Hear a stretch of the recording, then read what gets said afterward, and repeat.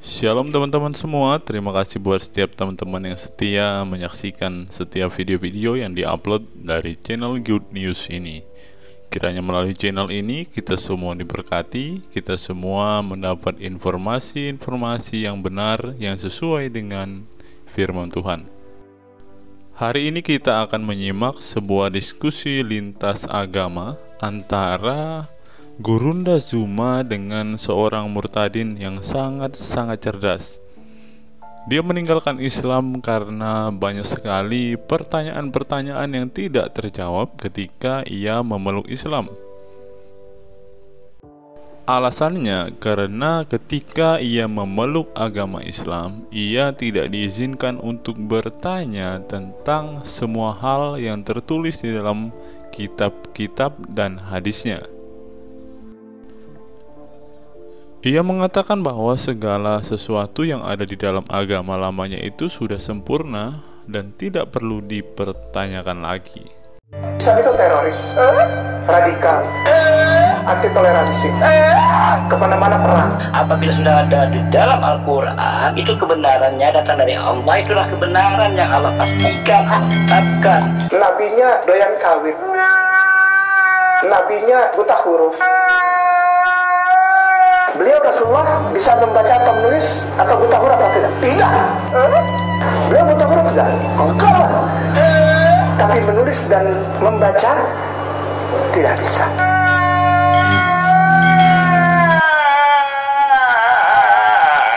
Cengeng banget sih gitu doang nangis. Nabinya doyan kawin. Udahlah bang, kita udahan aja lah bang. Kepalanya maaf ya, jangan marah. Nakal, nggak tahu ngomong gitu ya.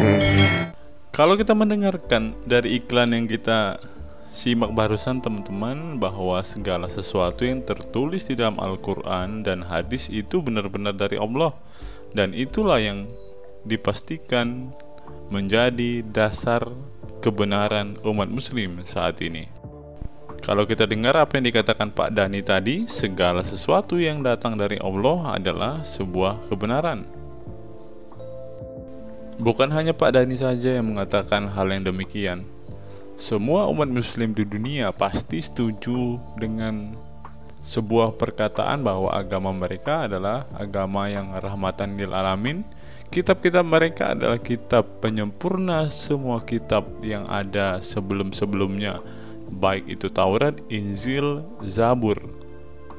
Semua kitab ini disempurnakan oleh Al-Quran katanya.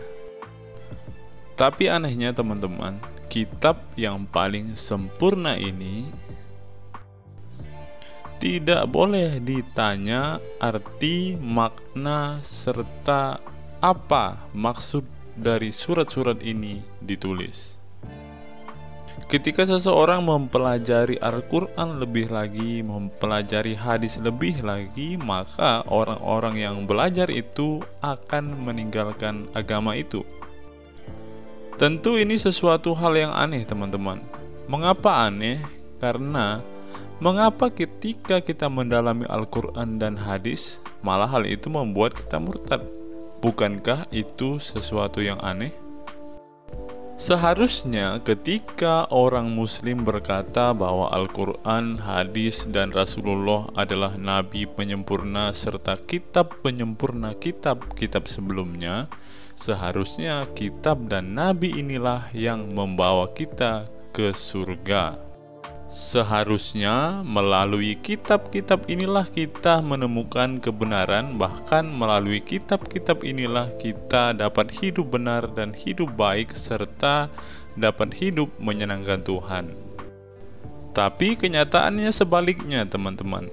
Ketika kita mendalami Quran, hadis serta beriman kepada Rasulullah, malah kita meninggalkan agama Islam tersebut.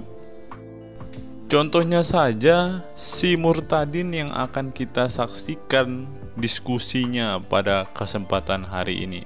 Kita akan melihat setiap hal yang akan disampaikan oleh murtadin ini, di mana ia akan mengungkapkan semua hal dan semua alasan mengapa ia meninggalkan agama yang rahmatan lil alamin ini. Mengapa ia meninggalkan kitab penyempurna serta nabi penyempurna serta nabi penutup ini? Kita akan menemukan jawabannya ketika kita menyaksikan diskusi yang akan kita saksikan nanti. Seperti yang saya katakan di awal tadi teman-teman, bahwa kitab nabi serta ajaran mereka diklaim sebagai ajaran penyempurna yang dapat membawa mereka kepada surga. Tetapi pada kenyataannya banyak sekali orang-orang yang anti kepada ajaran ini. Bahkan di dalam beberapa negara pun diungkapkan bahwa mereka sudah anti kepada Islam. Alasannya tentu beragam teman-teman. Seperti yang dilansir sebuah berita berikut ini. Daftar hitam Islamophobia 7 negara ini jadi buktinya. Ini teman-teman, kok bisa terjadi Islamophobia kalau dibilang bahwa ajaran Islam adalah ajaran rahmatan lil alamin. Mari kita baca berita ini secara lengkap teman-teman. Di beberapa negara masih terdapat Islamophobia, yakni pandangan yang merujuk pada diskriminasi, ketakutan, dan rasa benci terhadap Islam dan umat muslim. Sebenarnya Islamophobia sudah ada sejak zaman dulu. Nih, Islamophobia bukan ada sekarang ya teman-teman. Jadi kalau ada kadrun-kadrun yang hatinya selembut sutra, yang sedikit-sedikit baper, baca ini kadrun-kadrun dan Abdul Amburadul. Namun istilah ini kemudian semakin populer dengan adanya peristiwa pada September 2011 di Amerika Serikat. Saat ini Islamophobia ini umumnya terjadi di negara dengan penduduk minoritas muslim. Kehidupan muslim cukup berat di beberapa negara yang anti-muslim. Negara-negara anti-muslim tersebut mempunyai sentimen tersendiri dengan Islam. Alasannya memang berkaitan dengan kelompok negara Islam untuk Irak dan Syam, ISIS.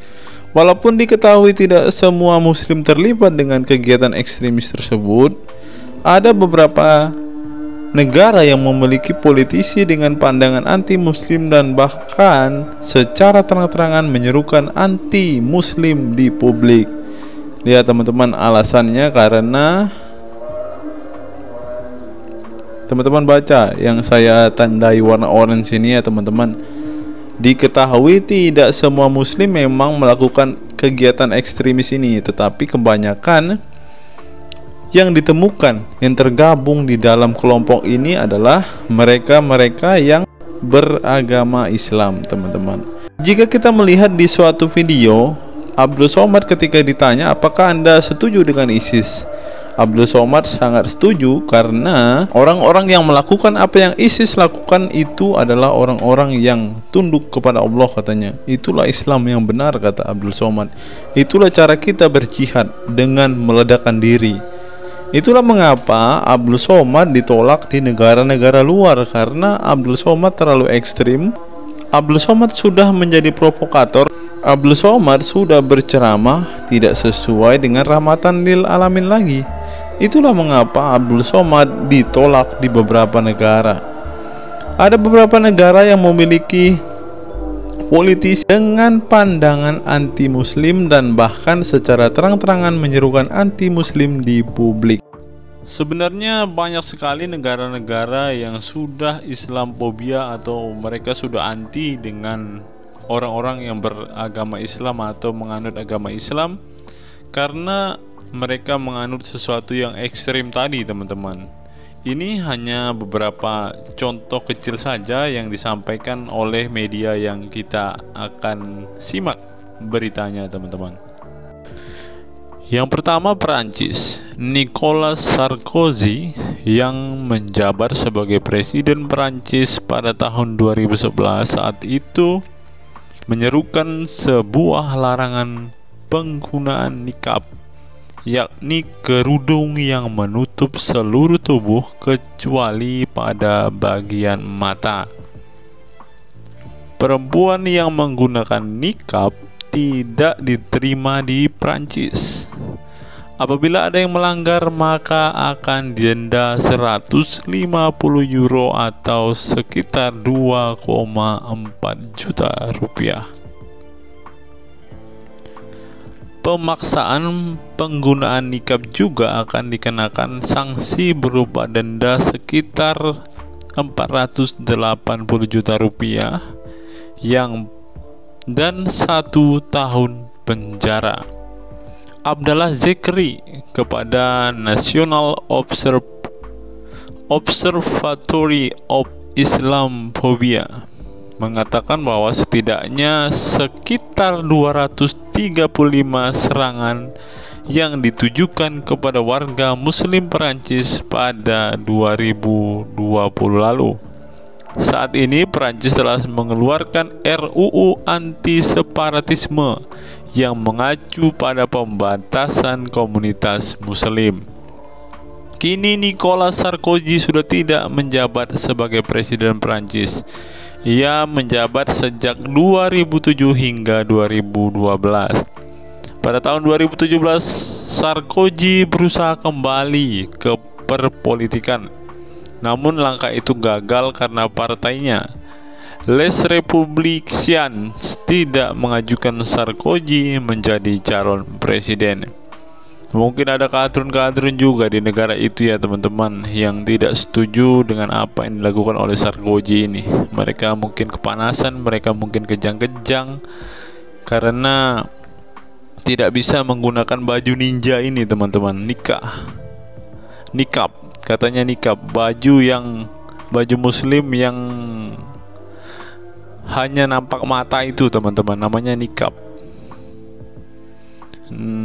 Dan mungkin presiden ini nggak mau ada ninja-ninja berkeliaran di negaranya ya. Yang kedua teman-teman, India. Muslim di India dipaksa pindah agama oleh organisasi Hindu militan, bahkan didukung oleh Partai Bharatiya Janata, partai mayoritas di parlemen negara Hindustan, sekaligus partai tempat Perdana Menteri Narendra Modi bernaung. Pada tahun 2014 terdapat kasus 300 warga muslim dipaksa menjadi Hindu dan diberi kartu identitas baru. Organisasi Hindu aliran garis keras ini berkilah mereka yang murtad dahulunya Hindu, dan tugas mereka meluruskan kembali akidahnya. Yang ketiga, Swedia. Sebelumnya Swedia tersohor sebagai negara Eropa yang ramah pada muslim, meski politikus sayap kanan kerap mengkritik umat muslim, namun ditingkatkan warga jarang ada bentrokan atas nama agama.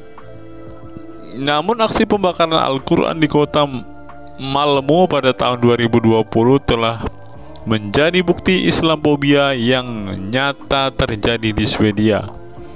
Umat muslim Swedia berbondong-bondong unjuk rasa melayangkan protes karena aksi pembakaran tersebut. Hal itu menimbulkan pertanyaan karena Swedia termasuk negara Eropa yang dianggap cukup ramah bagi orang muslim. Namun telah terjadi perubahan pandangan orang Swedia terhadap umat muslim. Mereka memandang umat muslim sebagai biang masalah yang pada akhirnya menciptakan benih-benih Islamophobia. Gerakan anti-Islam pun mulai tersebar. Makanya jangan jadi biang masalah, supaya Islam atau orang-orang yang beragama Islam di Swedia bisa hidup tenang dan tentram ya. Yang keempat, Jerman. Hampir 44% orang Jerman yang disurvei berpendapat bahwa organisasi muslim harus dipantau oleh Badan Keamanan Negara. Sementara hanya 16% yang menantang langkah tersebut. Sikap anti-Islam sedikit lebih umum di antara para migran yang tiba di Jerman dari negara-negara non-muslim. Orang-orang yang memiliki kontak sosial dengan muslim cenderung tidak memiliki sikap anti-Islam. Gerakan anti-Islam pun muncul. Mereka pegiat neo-Nazi yang benci pada imigran. Mereka menggelar parade bertajuk Pegida, akronim dari warga Eropa Otik menolak Islamisasi peradaban Barat. Oh, alasannya karena ada Islamisasi di sana ternyata, teman-teman. Pawai ini ramai terjadi di kota Dresden dan Cologne, bahkan saban pekan. Mereka meminta imigrasi memperketat hukum bagi pencari suaka masuk, terutama mereka yang berasal dari Timur Tengah. Mereka tak sudi negeri Panzer ini makin banyak Muslim. Yang kelima, Norwegia. Islamophobia terkuat terdapat di Norwegia.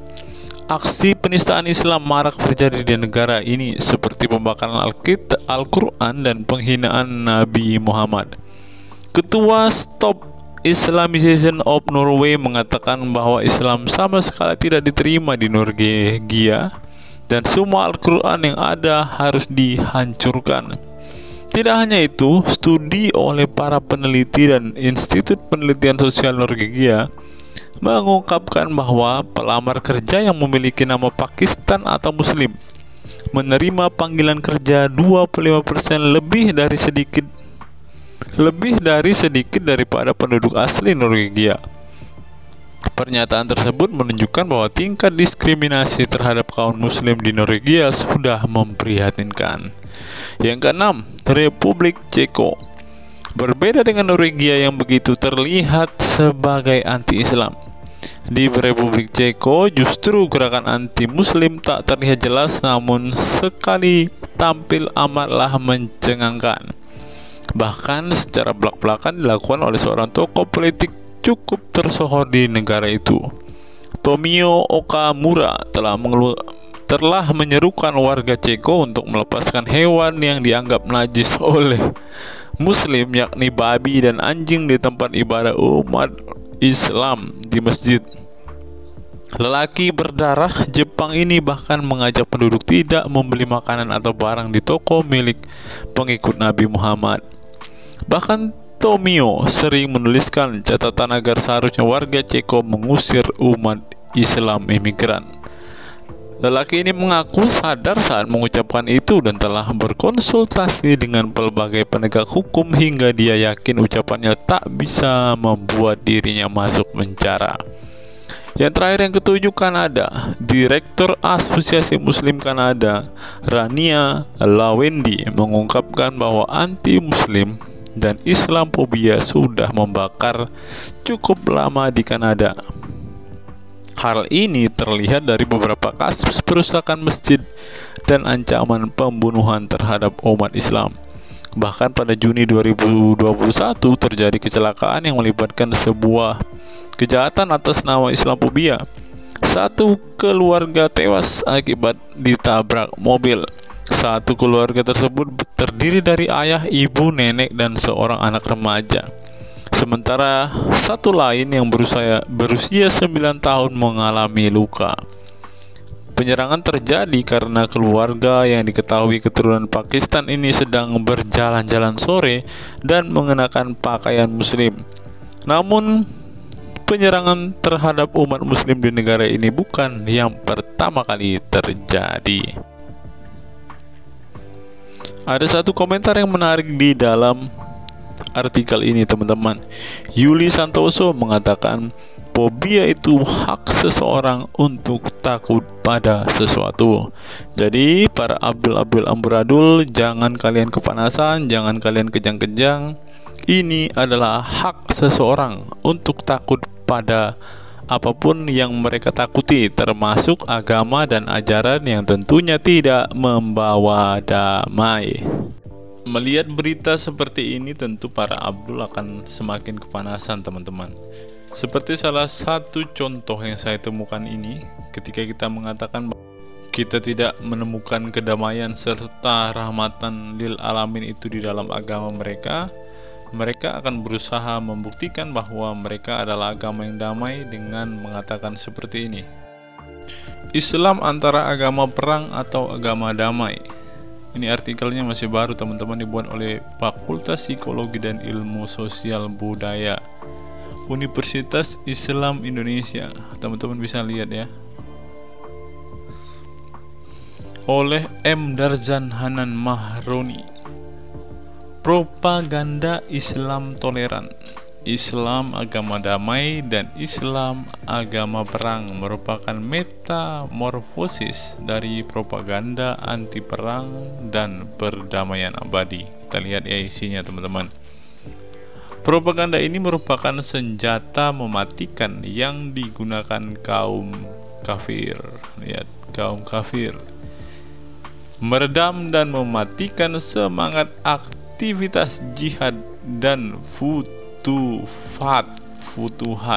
Saya pikir ketupat, ternyata futuhat. Dulu pernah digunakan jargon jihad defensif untuk mendangkalkan pemahaman kaum muslim.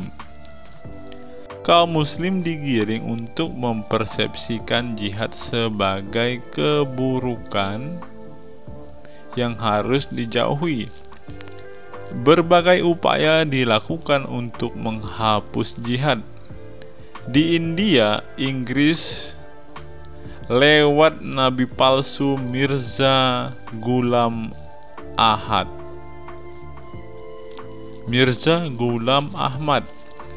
menyerukan kalau wahyu yang terkait jihad melawan kaum kafir telah dihapus oleh wahyu terakhir yang dibawanya. Gerakan Ahmadiyah menyeru bahwa jihad ofensif merupakan keharaman dan menyimpang dari wahyu yang diturunkan kepadanya. Sehingga ajakan ini sedikit banyak berhasil meredam aktivis jihad di India.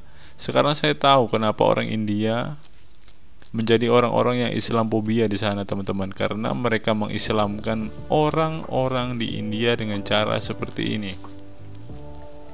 Di negeri-negeri Arab, kaum kafir melakukan ante-ante dan kroni-kroninya terus mengkampanyekan propaganda anti perang, perdamaian dunia, milah Ibrahim dan perdamaian. Hampir di seluruh negeri-negeri Islam telah terjangkiti pemikiran-pemikiran berkedok Islam yang ditujukan untuk mematikan ruh jihad dan futuhah, seperti Islam agama damai, jihad defensif, wasatiyah, dan Islam toleran. Pada saat yang sama, kaum kafir menggunakan propaganda sebaliknya, Islam agama perang, terorisme, radikalisme, untuk menikam dan memecah belah kaum muslim. Propaganda ini mereka sebarkan untuk memberikan citra negatif terhadap hukum-hukum Islam yang terkait jihad dan futuhat. Lebih dari itu, propaganda Islam agama perang mereka gunakan untuk menghabisi kelompok-kelompok Islam yang mengganggu kepentingan mereka. Kemudian jargon Islam agama perang mereka ubah menjadi Islam agama teroris. Tapi kenyataannya ada ustadz yang mengatakan bahwa Islam yang benar adalah Islam yang menjadi teroris. Saya setuju dengan ISIS karena ISIS melakukan kebenaran. Bagaimana dengan itu? Hal berhasil menyudutkan kaum muslim dengan propaganda inilah Amerika berhasil menginvasi Afghanistan dan Irak. Aduh, Abdul. Bagaimana kita menyikapi propaganda ini? Islam bukanlah agama perang ataupun agama damai. Jihad, futuhah, dan perdamaian merupakan bagian dari ajaran Islam. Oke, kalau jihad iya, kalau futuhat ini saya nggak tahu, kalau pendamaian juga tidak. Tapi itu bukan berarti bahwa Islam adalah agama perang ataupun agama damai. Yang benar adalah agama yang diturunkan oleh Allah Subhanahu wa ta'ala untuk mengatur seluruh interaksi manusia. Perang dan perdamaian merupakan bagian dari hukum Islam yang untuk menyelesaikan persoalan manusia. Jadi dengan perang Islam menyelesaikan dan mengakibatkan pendamaian. Adakah orang yang berperang terus dengan perang itu kita dapat berdamai? Mana ada. Atau dengan kata lain, perang dan damai merupakan syariat yang menyelesaikan problem yang pasti terjadi di tengah-tengah kehidupan manusia. perang dan damai merupakan syariat yang menyelesaikan problem. Kalau damai saya setuju menyelesaikan problem, tapi kalau perang, apa pendapat teman-teman? Silahkan tulis di kolom komentar ya. Berikut pendapat para ulama berkaitan dengan sebab-sebab peperangan. Kita baca teman-teman, sebab-sebab peperangan menurut mereka. Dalam buku lain, Profesor Mahmud Syaltut menyatakan sebab peperangan di dalam Islam adalah mengusir musuh, menjaga dakwah. Wow, ternyata perang itu menjaga dakwah. Oke, saya baru tahu. Kebebasan menjalankan agama. Oke, perang itu ternyata kebebasan menjalankan agama. Berikutnya, perang itu serta mensucikan muka bumi dan taknud dan kezoliman dan kezoliman. Memang agama ini adalah agama paling damai dan agama paling rahmatan lil alamin, teman-teman. Karena mereka bisa menciptakan perdamaian dengan perang. Karena perang mereka dapat mengusir musuh, karena perang mereka bisa menjaga dakwah, karena perang mereka bisa bebas menjalankan agama, serta dengan perang mereka dapat menyucikan bumi. Syekh Abu Jahrah menyatakan Rasulullah mengumandangkan peperangan karena dua alasan penting. Yang pertama, mengusir dan melawan musuh. Yang kedua, menjaga dakwah Islam, karena Islam adalah seruan kebenaran. Menjaga dakwah Islam dengan perang itu adalah seruan kebenaran. Pantaslah sampai sekarang ada oknum-oknum yang masih berteriak-teriak takbir, hancurkan orang kafir, karena itu adalah kebenaran. Ternyata ini ditulis di dalam literatur Islam, teman-teman, dan ini mereka imani. Dari pendapat-pendapat di atas kita menyimpulkan bahwa sebab-sebab peperangan adalah pertama, adanya permusuhan terhadap kaum muslim serta melawan kezoliman penguasa muslim yang menampakkan kekufuran yang nyata. Kedua, membela kehormatan dan harta. Yang ketiga, menyebarkan dakwah Islam. Yang ketiga, teman-teman lihat, menyebarkan dakwah Islam dengan perang. Yang berikutnya, sesungguhnya alasan-alasan peperangan di atas merupakan alasan yang masuk akal dan dibenarkan. Oke, perang itu masuk akal dan itu benar. Sebab perang merupakan solusi konkret ketika kompromi dan damai tidak bisa diharapkan lagi. Para pemberontak terus mengembangkan dan terus berusaha melepaskan diri dari kekuasaan yang sah. Maka harus diperangi karena mereka tidak mau menerima jalan damai. Kalau nggak mau damai, perang. Memang perang terus ini agama ini, teman-teman. Invasi yang dilancarkan kaum zolim tidak mungkin dihilangkan kecuali dengan jalan peperangan. Peperangan juga merupakan wujud penjagaan kehormatan dan harga diri. Ini semua menunjukkan bahwa perang merupakan hal yang wajar dan alami bagi umat manusia. Berikutnya, Islam tidak mengenal perdamaian. Namun demikian, adanya hukum perang tidak boleh dipahami bahwa itu merupakan satu-satunya solusi bagi Islam. Jadi salah satu solusi damai menurut Islam adalah perang. Juga tidak boleh dipahami bahwa Islam tidak pernah menerima perjanjian damai. Pemahaman semacam ini adalah salah, sebab pendamaian juga merupakan bagian dari syariat Islam. Nas-nas syara telah menjelaskan hal ini dengan sangat jelas. Kaum muslim juga diizinkan melakukan gencatan senjata. Perjanjian dan perdamaian dengan kaum kafir syariat mengizinkan. Kaum muslim juga diperbolehkan melakukan perjanjian dengan kaum kafir untuk berdampingan dengan baik dan damai dengan syarat perjanjian tersebut memberikan kemaslahatan bagi kaum muslim. Rasulullah Shallallahu Alaihi Wasallam bersabda yang artinya dinafikan penyerangan terhadap orang kafir dengan adanya perjanjian dengan mereka dan kita memohon pertolongan kepada Allah atas mereka. Rasulullah Shallallahu Alaihi Wasallam pernah melakukan pendamaian Hudaybiyah dengan orang-orang kafir di Mekah, dengan penduduk-penduduk Najran yang diwajibkan menyerahkan harta, dengan penduduk Bahrain yang mewajibkan membayar jizyah. Rasulullah Shallallahu Alaihi Wasallam juga pernah berdamai dengan kaum Daumah untuk melindungi mereka selamat dengan mewajibkan mereka membayar jizyah. Jadi kalau mau damai itu wajib apa teman-teman? Menyerahkan harta. Itulah cara berdamai dengan orang muslim, serahkan hartamu atau perang. Hal di atas menunjukkan bahwa Islam juga mengenal perdamaian, bahkan menjelaskan hukum perdamaian dengan hukum yang sangat rinci. Tetapi perjanjian dan pendamaian dilakukan oleh Rasulullah SAW selalu mengutamakan kepentingan muslim yang tidak bersifat pribadi. Pendamaian dilakukan oleh Rasulullah SAW selalu dibatasi oleh waktu. Islam memang mengenal pendamaian, namun tidak pendamaian abadi. Lihat ya, Islam itu mengenal pendamaian, namun tidak pendamaian abadi.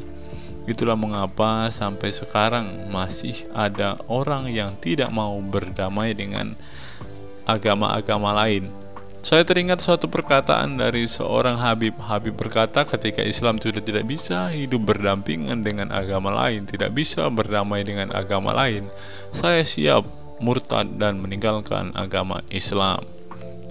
Lanjut teman-teman, tidak ada perdamaian abadi dalam Islam. Bahkan dalam kondisi tertentu, kaum muslim tidak boleh mengadakan perjanjian dan perdamaian dengan kaum kafir yang jelas-jelas memusuhi kaum muslim. Jadi membuat perjanjian dengan kaum kafir harbi seperti Israel dan Amerika merupakan kemaksiatan bagi Allah SWT. Lihat, yang ini tidak bisa ditoleransi teman-teman, kata penulis ini. Boleh berdamai, tetapi jangan damai sama Israel sama Amerika Serikat. Perdamaian yang bersyarat dan terbatas, iya kan teman-teman? Lanjut. Perang dan perdamaian merupakan bagian hukum Islam. Dari uraian di atas jelaslah sudah bahwa menampik propaganda kaum kafir yang menyatakan bahwa Islam adalah agama damai atau agama perang terbantahkan. Islam adalah agama yang diturunkan untuk mengatur seluruh problem umat manusia. Perang dan perdamaian merupakan bagian syariat untuk hukum Islam yang ditujukan untuk memberi dan memecahkan permasalahan umat manusia. Jadi Islam bukanlah agama perang ataupun agama damai. Apa pendapat teman-teman melihat apa yang dituliskan oleh Bapak yang satu ini? Saya berharap dari setiap berita-berita yang kita bacakan, setiap informasi yang kita kabarkan ini teman-teman bisa menambah wawasan serta membuat kita semakin percaya kepada Yesus Kristus, karena hanya Yesuslah yang membawa damai ke dunia ini. Yesus berkata bahwa damai yang Dia berikan berbeda dengan damai yang diberikan oleh dunia. Dunia akan memberikan kedamaian, tetapi damai itu tidak bersifat kekal. Tetapi ketika kita percaya kepada Yesus, mengimani bahwa Kristus adalah satu-satunya Tuhan yang dapat menyelamatkan kita dan menghapus semua kesalahan serta dosa-dosa kita, yakinlah bahwa damai sejahtera Allah akan ada dan akan menjadi bagiannya kita.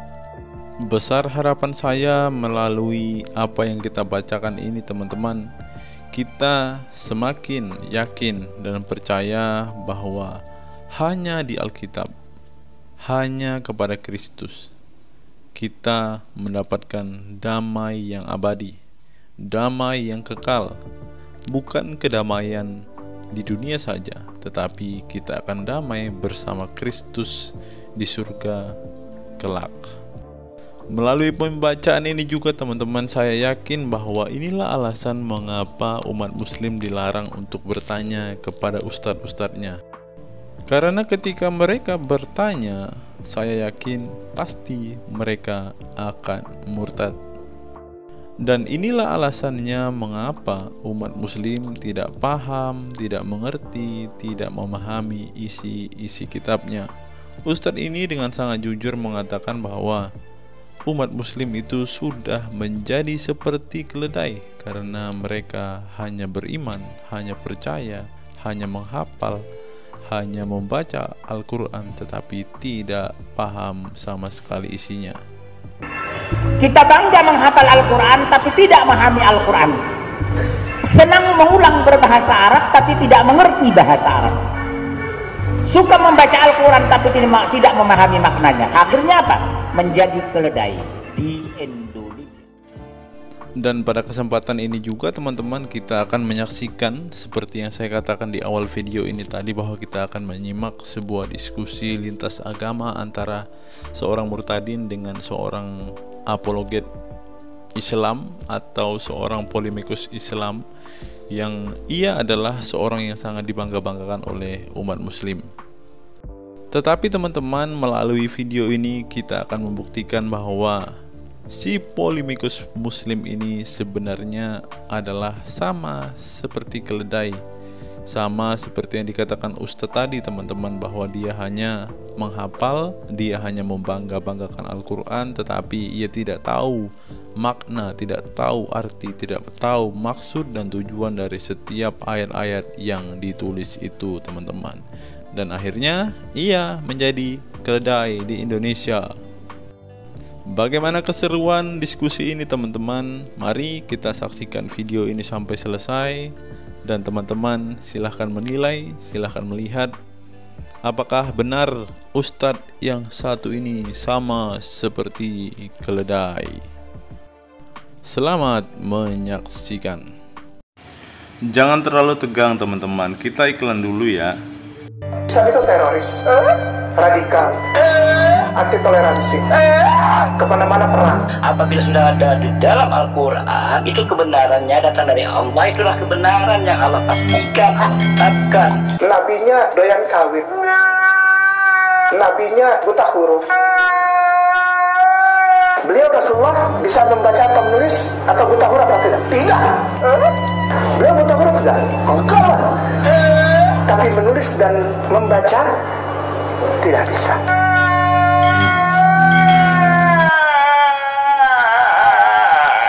Cengeng banget sih gitu doang nangis. Nabinya doyan kawin. Bang, udahlah bang. Udahlah bang, kita udahan aja lah bang. Kepalanya maaf ya, jangan marah. Nakal, nggak tahu ngomong gitu ya.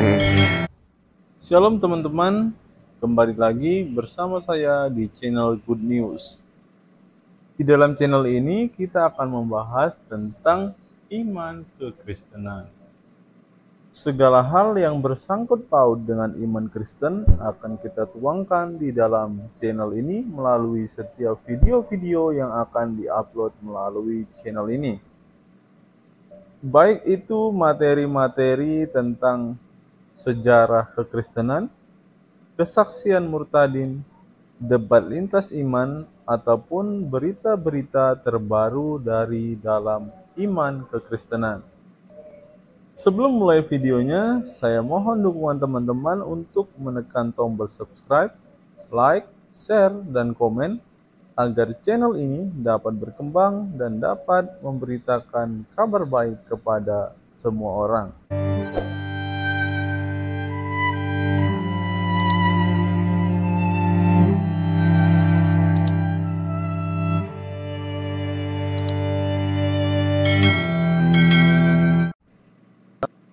Channel ini mempunyai sebuah program, yaitu program membaca Alkitab selama 1 tahun, di mana di setiap akhir video ini kita akan bersama-sama membaca Alkitab dari Kejadian sampai Wahyu. Dalam 1 hari kita akan membaca sebanyak 3 pasal.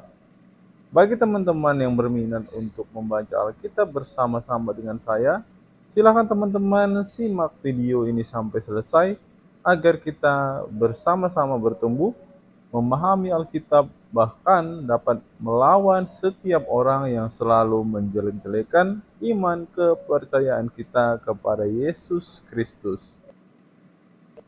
Sebelum mulai video ini, ada baiknya teman-teman menyeduh kopi terlebih dahulu agar dalam menyaksikan setiap video dari dalam channel ini teman-teman tidak mengantuk dan teman-teman bisa fokus untuk menyimak setiap video-video yang akan diupload melalui channel ini.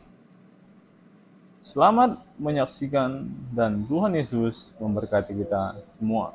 Nah, jadi begini Pak Zulkifli tadi mengatakan bahwa Muhammad adalah nabi penutup gitu ya, yang menyempurnakan hukum-hukum terdahulu. Nah, yang saya pertanyakan adalah hukum yang mana sih yang disempurnakan oleh Muhammad itu sendiri gitu Pak Jul? Silakan.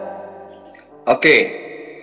Saya masih meraba-raba apa yang Anda maksud sebenarnya ya, tapi nggak apa-apa. Intinya Anda mempertanyakan ajaran apa, hukum-hukum apa yang kemudian disempurnakan oleh Rasulullah Muhammad SAW. Jadi gini, karena Anda sudah pernah merasakan dua sisi daripada agama ini, Islam maupun Kristen yang Anda imani sekarang. Di dalam kitab Anda dikatakan bahwa aku akan meminta kepada Allah, kata Yesus ya, seorang penolong lain yang akan mengajarkan segala kebenaran. Yang kaitannya dengan kebenaran ini berarti berkaitan dengan hukum-hukum. Lalu kemudian beliau pun mengatakan bahwa jika hidup keberagamaanmu tidak lebih baik daripada ahli Torah, maka engkau tidak akan masuk ke dalam kerajaan surga. Di sisi lain juga Yesus yang Anda tuhankan mengakui ya, bahwa masih banyak yang ingin aku ajarkan kepada kalian. Coba, pada masa Abraham, Allah menyatakan diri kepada Abraham. Allah sudah memberikan hukum-hukum kepada Abraham, hukum sunat dan seterusnya. Kemudian pada masa Musa, Allah juga memberikan hukum-hukum. Pada masa Daud, Salomo, Allah juga memberikan hukum-hukum. Pada masa Yesus, Allah pun memberikan hukum-hukum. Tapi ternyata Yesus sendiri yang Anda tuhankan masih mengakui, masih banyak ajaran yang ingin aku sampaikan kepadamu, tapi kamu belum sanggup untuk menanggungnya. Nah, ajaran kalau saya balik bertanya, Bang Zulkifli, maaf, gimana? Ajaran apa? Sebentar, sebelum lebih jauh lagi, Bang Zul intinya di sini percaya ya bahwa Alkitab kami ini membicarakan tentang kebenaran ya? Oh betul. Umat Islam itu diwajibkan beriman kepada kitab-kitab sebelum Al-Quran. Bagus, maksudnya kitab saya? Kitab saya? Iya, termasuk kitab Anda. Oke, baik. Jadi semua ya, semua dipercaya ya Bang Jul? Ya, kami percaya. Tapi ingat, informasi di dalam Al-Quran jelas menerangkan bahwa kitab-kitab terdahulu itu sudah dirubah-rubah. Dan Anda bisa buktikan malam ini, apakah kitab Anda itu berubah atau tidak? Dirubah. Jadi kalau saya ketika saya tahun 2001 saya menjadi Kristen, saya nggak pernah berubah tuh Pak, nggak dirubah-rubah. Sekarang kitab Anda menggunakan bahasa apa sekarang kitab Anda? Karena kita orang Indonesia, supaya orang itu bisa cepat paham, makanya Indonesia dikasih kitab terjemahan LAI berbahasa Indonesia Pak. Kalau di Amerika, tentu karena mereka mayoritas berbahasa Inggris, maka kitab mereka diberikan terjemahan bahasa Inggris Pak, seperti itu. Maaf ya, saya lihat kayaknya jadi Anda mengakui. Boleh saya ini interupsi ya. Maksud saya pertanyaan tadi Bu Fatima itu bagus sekali kalau kita kembali ke situ. Maksud saya hukum mana yang disempurnakan oleh Nabi Muhammad, itu aja mungkin yang Bang Zulkifli bisa jawab itu Bang. Ya, tetapi maaf Pak Kanuru, betul. Terima kasih untuk menekankan kembali. Tetapi tadi Bang Zulkifli, setahu saya gini, Bang Zulkifli, pengalaman saya ketika berdebat dengan beliau ini selalu hanya mengambil yang diinginkan Bang Zulkifli doang ayatnya. Tapi kalau ada ayat yang tidak sesuai dengan Bang Zul, selalu dianggap itu sisipan. Seperti itu. Nah ini kalau misalnya Bang Zul kalau menganggap ada ayat-ayat yang dianggap disisipkan, mendingan tidak usah membahas Bible. Nah Bang Zul gini aja, kita lebih ngebahas begini. dalam Quran itu kan menyebutkan tentang Taurat dan Injil, dan bahkan itu dibenarkan oleh Allah ya di abad 7, artinya di abad masa Muhammad yang katanya diangkat jadi Rasul atau Nabi seperti itu. Nah, seharusnya ketika di masanya Muhammad itu Allah masih sempat membenarkan Taurat dan Injil ya, seharusnya tidak ada dong orang-orang yang setelahnya Muhammad ini menganggap bahwa kitab itu sudah dirubah lah, sudah hilang lah. Itu tidak ada dong. Sejak kapan dirubahnya dan sejak kapan hilangnya? Begitu Pak Jul. Halo Kakak Nurul, bagaimana nih Pak Zulkiflinya? Halo Bang Jul. Mungkin Kakak Nurul yang menyampaikan ke Pak Zulkifli kalau suara saya tidak bisa didengar oleh beliau. Di tempat saya cukup jelas Bu, dan pendengar juga katakan jelas suara Bu Fatimah. Halo Bang Jul, apakah kedengaran Bang? Mungkin bisa dicabut dulu jack itu. Tetapi memang nggak ada suara Pak. Biasanya kalau ada suara itu ininya bergerak. Profilnya bergerak biasanya. Tetapi beliau ini sepertinya diam. Halo. Ya, silakan Bang. Suara saya kedengaran dengan baik? Iya, kedengaran Pak Jul. Oke. Jadi gini, Rasulullah Muhammad SAW itu menerima wahyu tanpa melalui penyelidikan.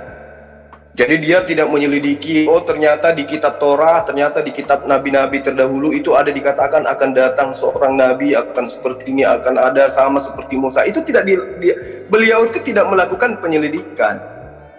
Ya, kebenaran kemudian terungkap ketika wahyu itu diterima, lalu disampaikan. Nah, di akhir zaman inilah kemudian ketika ada perdebatan terjadi, kemudian ada penemuan-penemuan, barulah kemudian apa yang tertuang di dalam Al-Quran itu dinyatakan kebenarannya, mutlak sebuah kebenaran. Jadi tidak ada penyelidikan seperti Lukas melakukan penyelidikan terlebih dahulu, ya. Oke, baik. Pak Zulkifli, mohon maaf nih, kalau benar bahwa Muhammad adalah orang yang tidak melakukan penyelidikan tetapi sudah mencatat dan membenarkan bahwa Taurat dan Injil adalah firman Tuhan, gitu kan? Nah, yang saya mau pertanyakan, kitabnya mana sih yang dibenarkan oleh Allah ini? Seperti itu loh Pak Jul, berikan penjelasan saja. Maksudnya gimana Mbak? Apa kurang jelas ya Pak Kanurul? Contoh. Gini maksudnya, Quran itu, dalam Quran Allah kan membenarkan kitab terdahulu yaitu Taurat dan Injil, ya kan? Itu di abad 7 loh, di abad masa Nabi Muhammad, gitu kan? Nah, kitab yang dibenarkan yang mana Pak? Ya, kitab Taurat yang diberikan kepada Nabi Musa. Yang iya, kemudian, mana? Kitabnya mana? Kitabnya wujudnya mana? Di mana? Apakah masih ada sekarang atau Pak Jul bilang hilang? Sesuai yang digambarkan oleh Al-Quran surah Al-Baqarah ayat 75, ayat 79, bahwa kitab-kitab tersebut sudah mengalami perubahan-perubahan. Nah, kalau misalnya Allah yang Maha Tahu, dia sudah mengatakan mengalami perubahan. Supaya jangan manusia yang tersesat, ya, umatnya jangan sampai tersesat. Seharusnya Allah bukan saja ngomong sudah dirubah, tetapi harus menunjukkan yang dirubah bagian ini, di ayat ini, dalil ini, di pasal ini. Seharusnya seperti itu. Jangan justru ada ayat yang justru membuat rancau, ya, membuat orang-orang yang memegang kitab terdahulu yang sebelum ada Al-Quran, adalah namanya Injil, Taurat, dan Mazmur, ya, itu malah jadi, loh, apa alasan kitab Anda ini mengatakan bahwa kitab kami dirubah? Sementara orang-orang Yahudi yang memegang kitab terdahulu sampai sekarang merasa tidak dirubah. Seperti itu Pak Jul. Pak Kanuru, apakah suara saya tidak jelas Pak Kanuru? Jelas sekali Bu, jelas. Halo Bang Jul. Bang Jul dari tadi profilnya diam, tidak bergerak sedikit pun, lalu hilang sebentar, mengutarakan lagi gitu. Nah ini sangat disayangkan sekali ya, padahal saya sudah memakai data dan lancar loh, dari suara Bang Jul juga saya sudah lancar. Kalau tadi betul memang dari WiFi.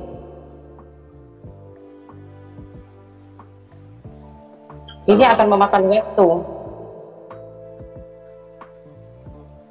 Ya, kita kasih waktu.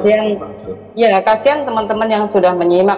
Seharusnya ketika berdiskusi, tanya jawab tuh enak ya Pak Kanuru ya. Jadi benar-benar memperjelas, nanti alur ceritanya itu akan jelas. Seperti halnya pertanyaan saya tadi, kenapa ya Al-Quran ini kok menyebut-nyebut Taurat dan Injil? Taurat dan Injil yang mana nih yang dibahas? Jangan sampai di Galatia 1 itu mengatakan bahwa ada Injil yang palsu, Injil yang bukan mereka terima. Yang mereka terima aslinya orang-orang yang di masa abad itu, gitu loh.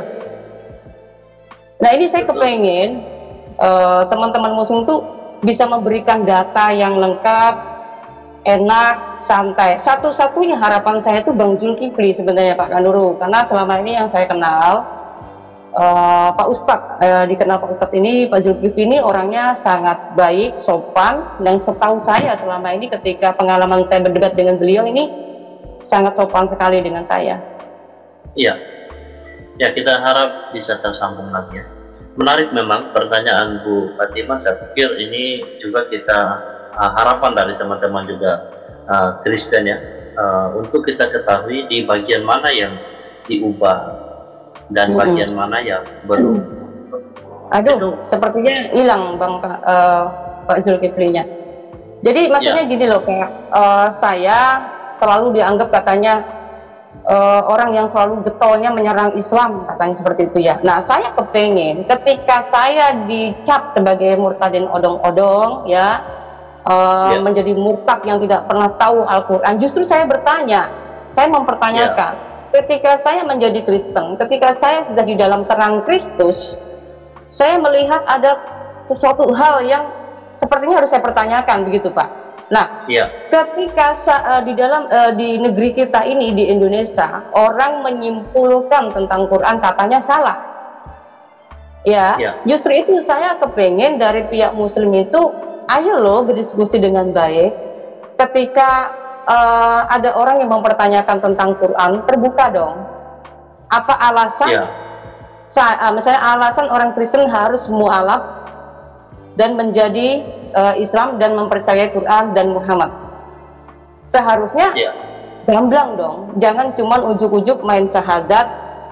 Saya bersaksi bahwa tiada Tuhan selain Allah dan bersaksi bahwa kayak seperti itu kan artinya kita cuman hanya punya harus mengucapkan mantra yang sendiri sebenarnya kita ini nggak ngerti, gitu kan?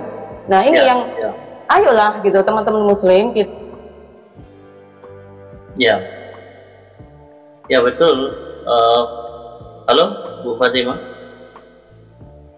Ya agak lag. Halo Pak Kanuru, suara saya tadi sempat hilang ya? Ya sempat hilang. Sinyal saya tiba-tiba muter-muter dan ini muncul lagi. Di Bang Zul ini ada di sudah ada di ini lagi di backstage, mungkin Ibu bisa lihat. Oke, saya masuk lagi ya. Tapi kok dibilang Bu? Halo Bang Jul. Halo Bang Jul. Ya, halo. Ya, suaranya udah bagus Bang Jul, suaranya bagus banget. Ya, halo. Ya. Terdengar jelas Bang. Silakan Bang. Suaranya jelas Bang Jul. Ya, suara Anda lagi yang tenggelam di sini. Kalau gitu gini aja, mungkin suara statement saya akan saya sampaikan gini, ke Pak saya menyampaikan dulu ya. Ini kan saya pakai HP. Ke laptop dulu saya ya. Halo tes. Iya. Ya, saya ke laptop dulu, laptop. Silakan Pak Zulkifli. Nanti saya akan add lagi kalau misalnya mau. Ya, boleh. Silakan. Sambil ngobrol dulu ya Pak Zulkifli, saya dengan Pak Kanuru ya. Ya, itu tadi. Saya sendiri juga baru penasaran juga Bu Fatimah terkait dengan klaim Al-Quran bahwa kitab kita ini sudah diubah-ubah gitu ya. Ini yang saya juga bertanya-tanya, kenapa tidak ada ketegasan dalam rekod Al-Quran mengenai bagian-bagian yang diubah, bagian-bagian yang belum diubah.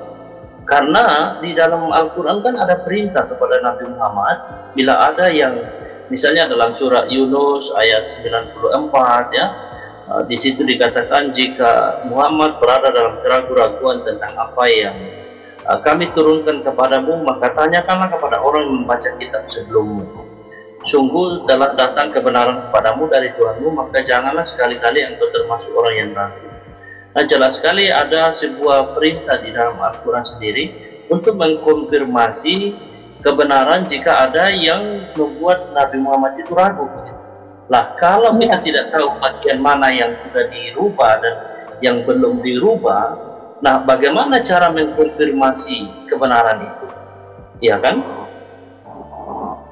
Benar sekali. Bagaimana menurut benar sekali, Pak Kangguru. Ini sangat benar sekali.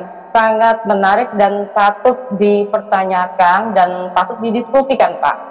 Karena gini, ada banyak orang yang berbondong-bondong dari Kristen menjadi mualaf. Ini kita akui ya Pak ya, nggak seperti mereka katanya nggak mungkin ada orang dari Islam ke Kristen, katanya nggak mungkin katanya. Ya, padahal kita bisa melihat perkembangan gereja dan seterusnya bla bla segala macam. Ya, maksud saya ketika orang berbondong-bondong untuk masuk ke agama yang baru, ya Islam maksud saya, itu isinya mengkait-kaitkan tentang tokoh-tokoh di dalam kita Pak, ya kan? Iya. Nah, kita adalah orang-orang yang mengikuti ajaran dari Tuhan Allah Israel, yang mempercayakan Yahweh telah mempercayakan bangsa Israel untuk menjadi saksi-saksinya. Ini dari Yesaya 43 ya. Nah, artinya Kristen punya alasan untuk mengikuti ajaran yang berasal dari bangsa Israel. Seperti itu Pak. Nah tiba-tiba ada di abad 7 ya, tepatnya di 600 Masehi, kurang lebihnya di situ ada muncul tokoh yang bernama Muhammad yang berasal dari Arab. Ya, ini saya tidak memojokkan, ini kan fakta ya. Ada tokoh yang bernama Muhammad yang berasal dari bangsa Arab telah mengklaim diri sebagai nabi yang menyempurnakan nabi dari bangsa Israel dan juga menyempurnakan hukum-hukum daripada bangsa Israel. Padahal hukum bangsa Israel dengan hukum Arab, dengan hukum Indonesia, dengan hukum Amerika kan berbeda Pak. Ya kan? Beda pula dengan hukum Taurat, apa perintah Tuhan, yaitu ke-10 firman misalkan ya. Salah satu, jangan ada Allah lain, jangan menyembah berhala, jangan menyebut nama Tuhan dengan sembarangan, ingat dan kuduskanlah hari Sabat, lalu hormatilah ayahmu dan ibumu, jangan membunuh, jangan berzina, jangan mencuri, jangan bersaksi dusta, jangan mengingini milik kepunyaan sesamamu manusia. Tetapi ketika saya menyelidiki tentang sejarah Nabi dari bangsa Arab ini, saya melihat ada pertentangan Pak dari ke-10 firman ini. Nah, yang jadi pertanyaan saya kembali Pak Kanuru, kalau betul yang namanya tokoh Muhammad ini adalah nabi penyempurna, yang disempurnakan ini bagian mananya dari segi hukum? Ya kan? Kalau misalkan gini, ada ke-10 hukum yang sudah saya sebutkan tadi, salah satunya jangan ada Allah lain. Orang-orang Yahudi ya, penganut Judaisme, hukum Taurat dan kitab Taurat, mereka masih memegang tentang ke-10 firman ini. Kalau toh pun ya orang-orang Arab atau orang-orang Muslim atau yang saya katakan Nabi Arab ini benar-benar dia adalah orang yang menyempurnakan kitab terdahulu, seharusnya pegang ke-10 firman ini. Ya, kalau perlu itu disempurnakan dan jauh lebih lagi.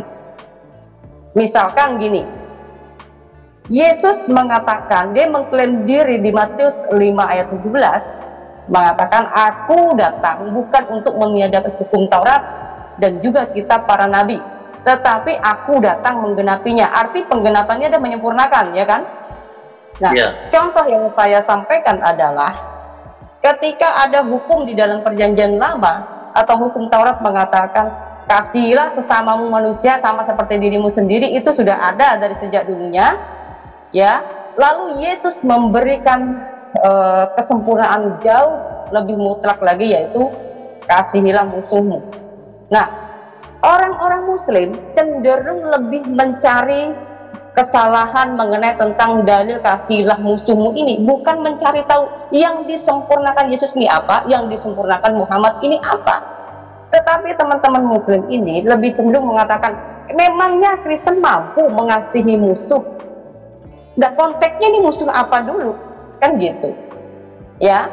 Sedangkan di dalam kekristenan, Efesus sudah mengatakan musuh Kristen, musuh kita bukanlah darah dan daging, ya, tetapi musuh kita adalah iblis atau setan yang bergentayangan dan setan-setan yang mempengaruhi dan menunggangi manusia sehingga manusia itu hidup di dalam kegelapan. Ya, nampaknya Bang Zul sudah ada lagi, bisa dilihat di Oke, baik, saya akan add lagi, mana ya? Belum ada, Pak. Oh, tadi di ini private chat dia sudah muncul, sudah saya hadir lagi. Yang tadi kayaknya mungkin. Oh, ini Zuma, pakai Zuma. Oke, baik. Ya, pakai Zuma. Ya. Ya. Udah bisa, Bang Jo? Oke, sudah. Baik. Ya, sudah jelas, Bang Jo? Ya. Jadi gini loh. Saya boleh bicara nggak sebentar? Ya boleh lah, kita kan berdiskusi Bang Jul. Jadi kan di sini kan antara saya Bang Jul, masa nggak boleh Bang Jul? Bang Jul kan baik sama saya juga baik lah sama Bang Jul. Jadi sebenarnya seorang murtadin itu dialah yang seharusnya menjelaskan Al-Quran kepada orang yang belum murtad. Karena orang murtad itu otomatis dia sudah paham Al-Quran, dia meninggalkan Al-Quran kan gitu. Salah Bang Jul. Bang Jul, maaf. Jadi apa yang mendasari Anda murtad? Apa yang mendasari Anda murtad kalau misalnya Anda ternyata belum tahu Al-Quran, kemudian Anda tampil sebagai orang yang menyalahkan Al-Quran? Sebentar Bang Jul, tadi kan saya udah bilang Bang Jul, saya sekarang kan gini, Anda tampil menjelaskan tentang Al-Quran, seakan-akan Anda lebih tahu daripada saya, kan gitu. Anda menjelaskan Al-Quran. Anda mengatakan Al-Quran itu seperti ini, seperti ini, seperti ini. Nah sekarang berarti Anda lebih paham dari saya, kan gitu. Nah supaya saya juga ikut seperti Anda, coba ajarkan kepada saya. Ya, saya ingat saya tadi Bu Fatimah tidak menjelaskan ya, dia bertanya. Dia bertanya, dia belum pernah menjelaskan tentang isi Al-Quran sepanjang diskusi ini ya. Jadi gini, sekarang kan Anda seorang murtadin, meninggalkan kitab suci Anda yang terdahulu. Ya. Oke. Berarti Anda menemukan sisi kelemahan di dalam kitab Anda terdahulu yang Anda temukan. Nah, dan itu yang menyebabkan Anda kemudian murtad. Kan gitu. Tidak. Sekarang Anda masuk bersaksi. Ini di channel saudara Kanwuru ini, semua murtadin yang muncul di channelnya saudara Kanwuru ini rata-rata adalah murtadin abal-abal yang mengaji pun tidak bisa. Gak apa-apa. Saya tidak ingin adinda saya Fatimah juga terkenal sebagai murtadin abal-abal. Karena itulah kemudian saatnya lah Anda menjelaskan Al-Quran, kemudian saya sanggah gitu. Apa yang Anda ketahui tentang Al-Quran? Apa yang Anda ketahui tentang Al-Quran? Sehingga Anda menjadi seorang Kristen. Artinya, seperti ketika saya tidak mau masuk ke dalam Kristen karena saya tahu kitabnya. Nah, sekarang Anda meninggalkan Islam karena Anda tahu kitab Islam. Kalau tidak, berarti Anda membabi buta. Berarti Anda Sebentar Bang Jul ya. Bang Jul ini kok nyerocos, kok tiba-tiba ganti nama Juma jadi malah jadi emosi ya. Bang Zulkifli begini loh Bang Jul, maaf ya, Bang Jul itu salah, dari tadi nggak nyimak apa kata saya ya.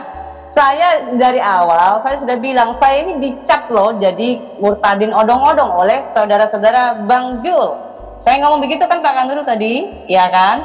Lalu kedua, ketika saya meninggalkan Islam itu, saya bukan sekolah berpendidikan untuk sekolah perbandingan agama, tidak Bang Jul. Tetapi saya sudah ulang-ulang bilang, karena Tuhan sendiri yang panggil saya ya melalui mimpi ya, saya diberi dalil ya, ayatnya Yesus ya, lalu diberikan kepada saya tidak sanggup menolaknya dan saya menjadi Kristen.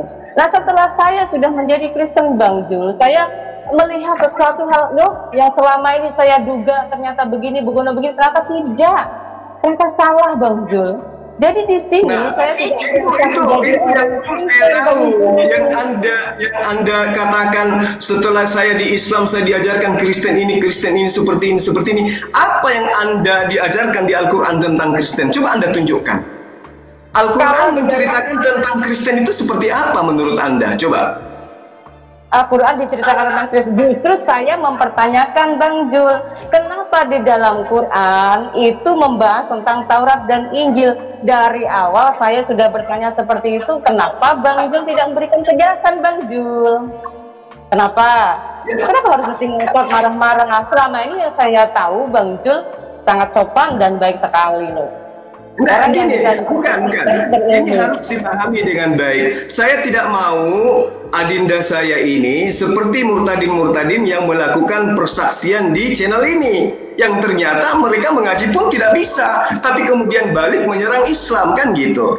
Makanya saya ingin, ini kan suara saya kan udah kedengaran baik tuh. Saya ingin tahu dasar pijakan adinda ini murtad itu apa? Ya. Tadi sudah saya kasih penjelasan ulang-ulang ya Mbak Jul. Dasar saya murtad ini apa? Udah saya bilang saya tidak sekolah perbandingan agama Bang Jul. Kurang apa lagi saya bilang? Saya menjadi Kristen bukan saya punya cita-cita untuk menjadi Kristen ya, tetapi Tuhan yang memilih saya dan bukan saya yang memilih Tuhan. Begitu Bang Jul. Nah di sini kalau misalnya Bang Jul mengatakan murtadin odong-odong, ya kalau begitu bisa dikatakan 90% Muslim odong-odong semua dong Bang Jul. Karena apa? Yang disebut Ustadz itu ada berapa biji sih daripada umat biasa? Ya kan? Umat biasa Bang Jul juga tidak secerdas Bang Zulkifli. Nah yang jadi pertanyaan, Bang Zulkifli adalah orang yang bisa dikatakan Ustadz, orang yang dipandang oleh teman-teman debater gitu ya, debater Muslim gitu ya. Nah, gini aja. Saya cuma ingin mengetahui dasar Anda murtad itu apa. Coba Anda jelaskan 1 menit supaya saya bisa meluruskan. Dasar saya dikasih mimpi Bang Jul. Lalu kepastian itu Anda harus jelaskan, saya murtad karena seperti ini. Belakangan setelah saya jadi Kristen, baru kemudian saya tahu, oh ternyata Al-Quran salah telah menilai ini seperti ini. Itu yang saya harapkan supaya saya tahu saya harus menjelaskan yang mana gitu loh. Nah, mau diulang lagi Bang Jul? Saya ini karena apa? Mau diulang lagi?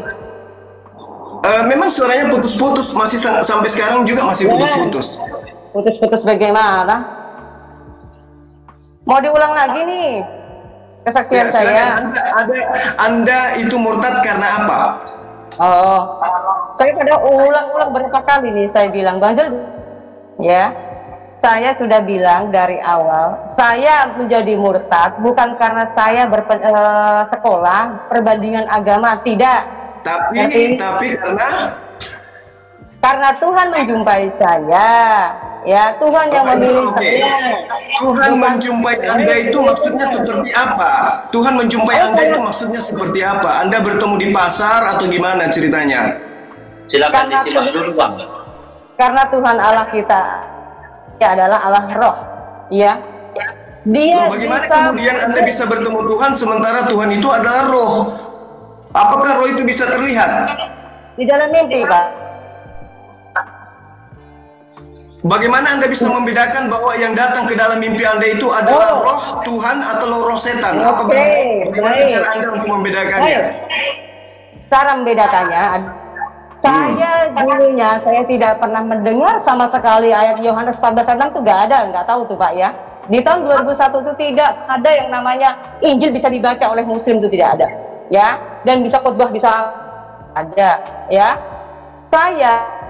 Saya didatangi Tuhan melalui kalimatnya jelas, dan saya di 2 kali 2 malam itu saya langsung setelahnya saya datang ke gereja, ya. Setelah hamba Tuhan itu membuka kitabnya, ternyata ada di kitab Injil Pak, Yohanes 14 ayat 6, ya. Lalu keduanya saya mencoba untuk menolak, karena apa? Mimpi di dalam Islam itu menurut saya itu itu bisa jadi itu jin-jin kafir yang berusaha untuk mengajak saya untuk kafir. Zulkifli, kenapa Pak Zulkifli? Jika saya bertanya kenapa mesti harus seperti ini, apa Bapak belum pernah menyaksikan saya berkesaksian dari awalnya? Enggak, itu saya tidak ngerti. Anda katanya jumpa dengan Tuhan. Tuhan seperti apa yang Anda jumpai gitu? Gimana? Tuhan seperti apa yang Anda jumpai? Anda ketemu Tuhan katanya. Nah, Tuhan yang seperti apa yang Anda temui? Yesus, Roh Kudus, atau Bapa? Yang Anda temui? Bapak, Roh Kudus. Pak Zulkifli, Bapak dan Roh Kudus dan Yesus itu satu pribadi Pak. Bukan beda-beda pribadi, Pak. Maksudnya yang datang kepada Anda itu apa? Karena Yesus menerangkan di dalam Matius 24 ayat 23, Markus 13 ayat 21, Yesus berkata begini, jika ada yang berkata kepadamu, aku bertemu Mesias di sini, aku bertemu Mesias di sana, jangan kau percaya. Nah, sekarang Yesus memerintahkan saya untuk tidak percaya kepada kamu kalau kamu itu bertemu dengan Mesias. Yang Pak, ya. Kalau di dalam Alkitab, kalau Bapak sudah mencopet Alkitab, awas ya, jangan sampai nanti muncrat lagi ditolak, jangan sampai, ya. Loh, Anda mengatakan Anda bertemu dengan Tuhan, iya kan? Iya, saya akan jelaskan. Yesus berkata, jika ada orang yang berkata bertemu dengan Yesus di sana, bertemu dengan Yesus di sini, jangan kau percaya. Itu perintah Yesus loh. Yang mana saya harus dengarkan, Anda atau Yesus? Betul Pak, tetapi Bapak harus tahu konteks dengan yang lain. Ayat lain mengatakan ujilah roh. Ujilah roh. Iya, makanya saya tanya, bagaimana cara Anda menguji roh yang datang kepada Anda kalau itu adalah rohnya Yesus? Bapak bertanya, saya memberikan penjelasan, Bapak nggak mau, gimana sih? Kalau nyocok terus, jangan ceramah. Anda kan meninggalkan Al-Quran, berarti Anda menemukan sebuah kebenaran. Nah, kebenaran apa yang Anda temukan? Sementara Anda mengatakan bertemu dengan Tuhan. Tuhan yang...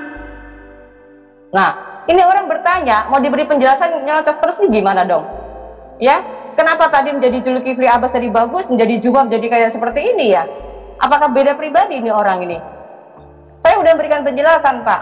Kalau misalnya Bapak udah mengorek ya, kitab saya Injil, ya, saya akan beritahu lagi bahwa dalam Injil juga mengatakan ujilah roh. Bagaimana cara mengujinya? Dilihat apakah dalam mimpi saya itu sesuai di dalam kitab Injil itu. Itu berarti roh setan Pak, ya, itu dasar kebenarannya. Jadi bukan asal mimpi kita terima Pak. Begitu Pak. Oke. Anda mimpi ketemu dengan Tuhan. Ini udah mulai kemana-mana nih? Sudah mulai kemana-mana. Bertemu dengan Mesias di sini, bertemu dengan Mesias di sini. Saya. Gini Pak Zuma, kalau memang percaya dengan cerita saya, ya jangan ngotot dong. Saya hanya mempertanyakan. Ya Bapak nggak sekarang kan Anda muncul di sini sebagai murtadin kan? Memang kenapa emangnya? Anda ingin menjelekkan Al-Quran atau ingin menjadikan Al-Quran itu sebagai kitab suci yang lebih baik? Menjelekkan di mana? Pak Kanuru, memang tadi saya menjelekkan Quran Pak. Belum. Tidak. Nah, belum. Jadi Anda sudah menyatakan dari kecil kita diajarkan membenci Kristen. Dari kecil Anda diajarkan membenci Kristen, dan sekarang di lingkungan saya itu kita tidak boleh seperti ini. Itu di mana Anda dapatkan seperti itu dalam Al-Qur'an? Coba Anda tunjukkan. Bukan, Pak Zulkifli. Saya bilang itu bukan berasal dari Quran, tetapi otak saya dari kecil sudah dikasih tahu begitu sama. Begitu juga di lingkungan ini. Dari Nah itu makanya Anda dibilangnya karena meninggalkan Islam bukan karena menemukan sebuah keburukan di dalam ajaran agama Islam. Sekarang Anda masuk menjadi seorang Kristen. Kalau ditanya jangan marah-marah. Menjadi orang Kristen disebabkan karena Anda mengaku Quran baik. Muhammad sebagai nabi, Bapak buktikan. Muhammad sebagai nabi dari mana silsilahnya? Nah, seharusnya Anda lebih tahu karena Anda sudah meninggalkan Islam. Anda meninggalkan Islam karena Anda lebih tahu. Sekarang Anda sudah punya roh. Jadi Bapak masih Islam bukan? Bapak masih Islam. Saya tidak punya Roh Kudus, Bu. Bapak masih Islam enggak? Coba tanya Roh Kudus dari mana kemudian Muhammad itu bisa menjadi nabi? Apa jawaban Roh Kudus? Bapak, kalau ditanya jangan kebalik nanya mulu dari tadi. Ini bahaya ini. Ya, Pak Jul, di tahun 2021 Anda tadi saya juga ingin mengikuti jalan Anda. Itu gimana ceritanya? Kalau saya udah keluar dari Islam, Anda masih Muslim kan? Anda sekarang menemukan jalan kebenaran. Kan? Anda sekarang masih Muslim kan? Anda masih Muslim kan? Saya Muslim kan? Jelas saya Muslim. Anda sudah kafir. Kenapa Anda marah-marah? Nah, kenapa Anda mesti mempertanyakan tentang iman saya? Nah, kalau saya perlu mempertanyakan iman Anda, karena apa? Kitab Anda kait-kaitkan Taurat dan harus mempertanyakan itu. Sekarang saya tanya sama Anda, itu perjanjian lama kitabnya siapa? Kenapa dari ada dalam? Awal loh ya. Itu kitab orang Yahudi, kitab Taurat. Itu kitabnya orang Yahudi yang ada dalam kitab Anda. Israel. Nah, emangnya Yesus orang mana, Pak? Yesus orang mana? Yesus memang orang Israel. Memang Anda itu orang Israel. Saya pengikut Yesus. Lah kalau Anda pengikut atau penyembah? Muhammad itu orang Arab. Muhammad itu orang Arab. Kenapa kamu saya balikin gitu gimana? Bapak jawab apa? Karena Muhammad itu ajarannya universal, ya ayuhan nas. Sekarang tunjukkan ayatnya di dalam kitabnya perjanjian lama dan kitabnya perjanjian baru. Dikatakan ya ayuhan nas, wahai sekalian manusia. Ngomong yang tunjuk. Yesus 8 ayat 19 nanti Bapak tolak lagi. Bapak tolak lagi pasti. Yang mana Anda ingin tunjukkan bahwa Yesus itu guru manusia? Bangsa muridku, semua bangsa muridku, semua bangsa. Ini bicara siapa, Pak? Hewan kah? Apakah tujuan Yesus itu kepada hewan? Baca Matius 28 kan yang Anda baca? Betul, Matius 28 ayat kan. Ada tolan. Matius 28 itu hanya sampai ayat 15. Ini dia. Saya udah ulang perlakuan para debater Muslim dan Zulkifli termasuk ini selama ini apa? Mereka bisa dong. Benar. Anda tinggalkan Islam karena Anda buta kitabnya kan gitu ceritanya. Nah, kalau begitu, kalau ditanya tentang Islam, Bapak jawab aja, nggak usah ngegas, Pak. Dari awal saja. Anda punya Roh Kudus. Anda punya Roh Kudus. Anda tidak perlu bertanya. Ya nggak usah mencoba Roh Kudus. Itu tidak perlu sekolah. Orang punya Roh Kudus kok nggak boleh bertanya bagaimana? Kenapa orang Kristen itu tidak perlu sekolah? Karena dia punya Roh Kudus. Sholat itu apa sih, Pak? Sholat itu apa? Saya tanya. Sholat itu apa? Saya tanya. Sholat itu apa? Harusnya Anda tahu sholat itu apa. Setiap kali ditanya Anda kenapa mesti harus balik nanya, Pak? Anda itu kan Anda bilang apa tentang sholat, berarti Anda cuma baca mantra dong, Pak Jul. Anda nggak ngerti apa yang Anda imani, bisa bicara tapi nggak ngerti kalau ditanya artinya. Itu bahaya. Sekarang Anda jelaskan. Anda mau bilang saya odong-odong pun nggak masalah. Justru saya mempertanyakan Anda sebagai orang yang masih Muslim, ya. Anda tunggu, jangan oke tunggu dulu. Anda yang bertanggung menjadi Muslim seharusnya lebih cerdas daripada orang yang sudah keluar dari Muslim dong. Nah, sekarang kan Itu logikanya. Kenapa kalau ditanya Bapak malah justru seperti orang-orang yang sholat menghindari mana? Anda sebagai murtadin, sebagai murtadin, sebagai orang muslim, sebagai murtadin, sebagai orang muslim, bagaimana dong? Anda yang masih muslim aja sontoloyo. Anda kan murtadin, sebagai muslim. Anda seharusnya sudah tahu apa itu Islam, apa itu sholat. Kenapa Anda meninggalkan sholat? Kenapa Anda meninggalkan muslim? Ditanya kebalik nanya, Anda bisa punya iman, bisa ngomong doang. Ya, supaya teratur, ini nampaknya dari tadi Bang Zul ditanya lalu balik nanya. Saya pikir ini tidak akan berhasil diskusi kita. Jadi sebenarnya gini, Mas. Murtadin itu tidak perlu nanya kepada umat muslim, karena murtadin itu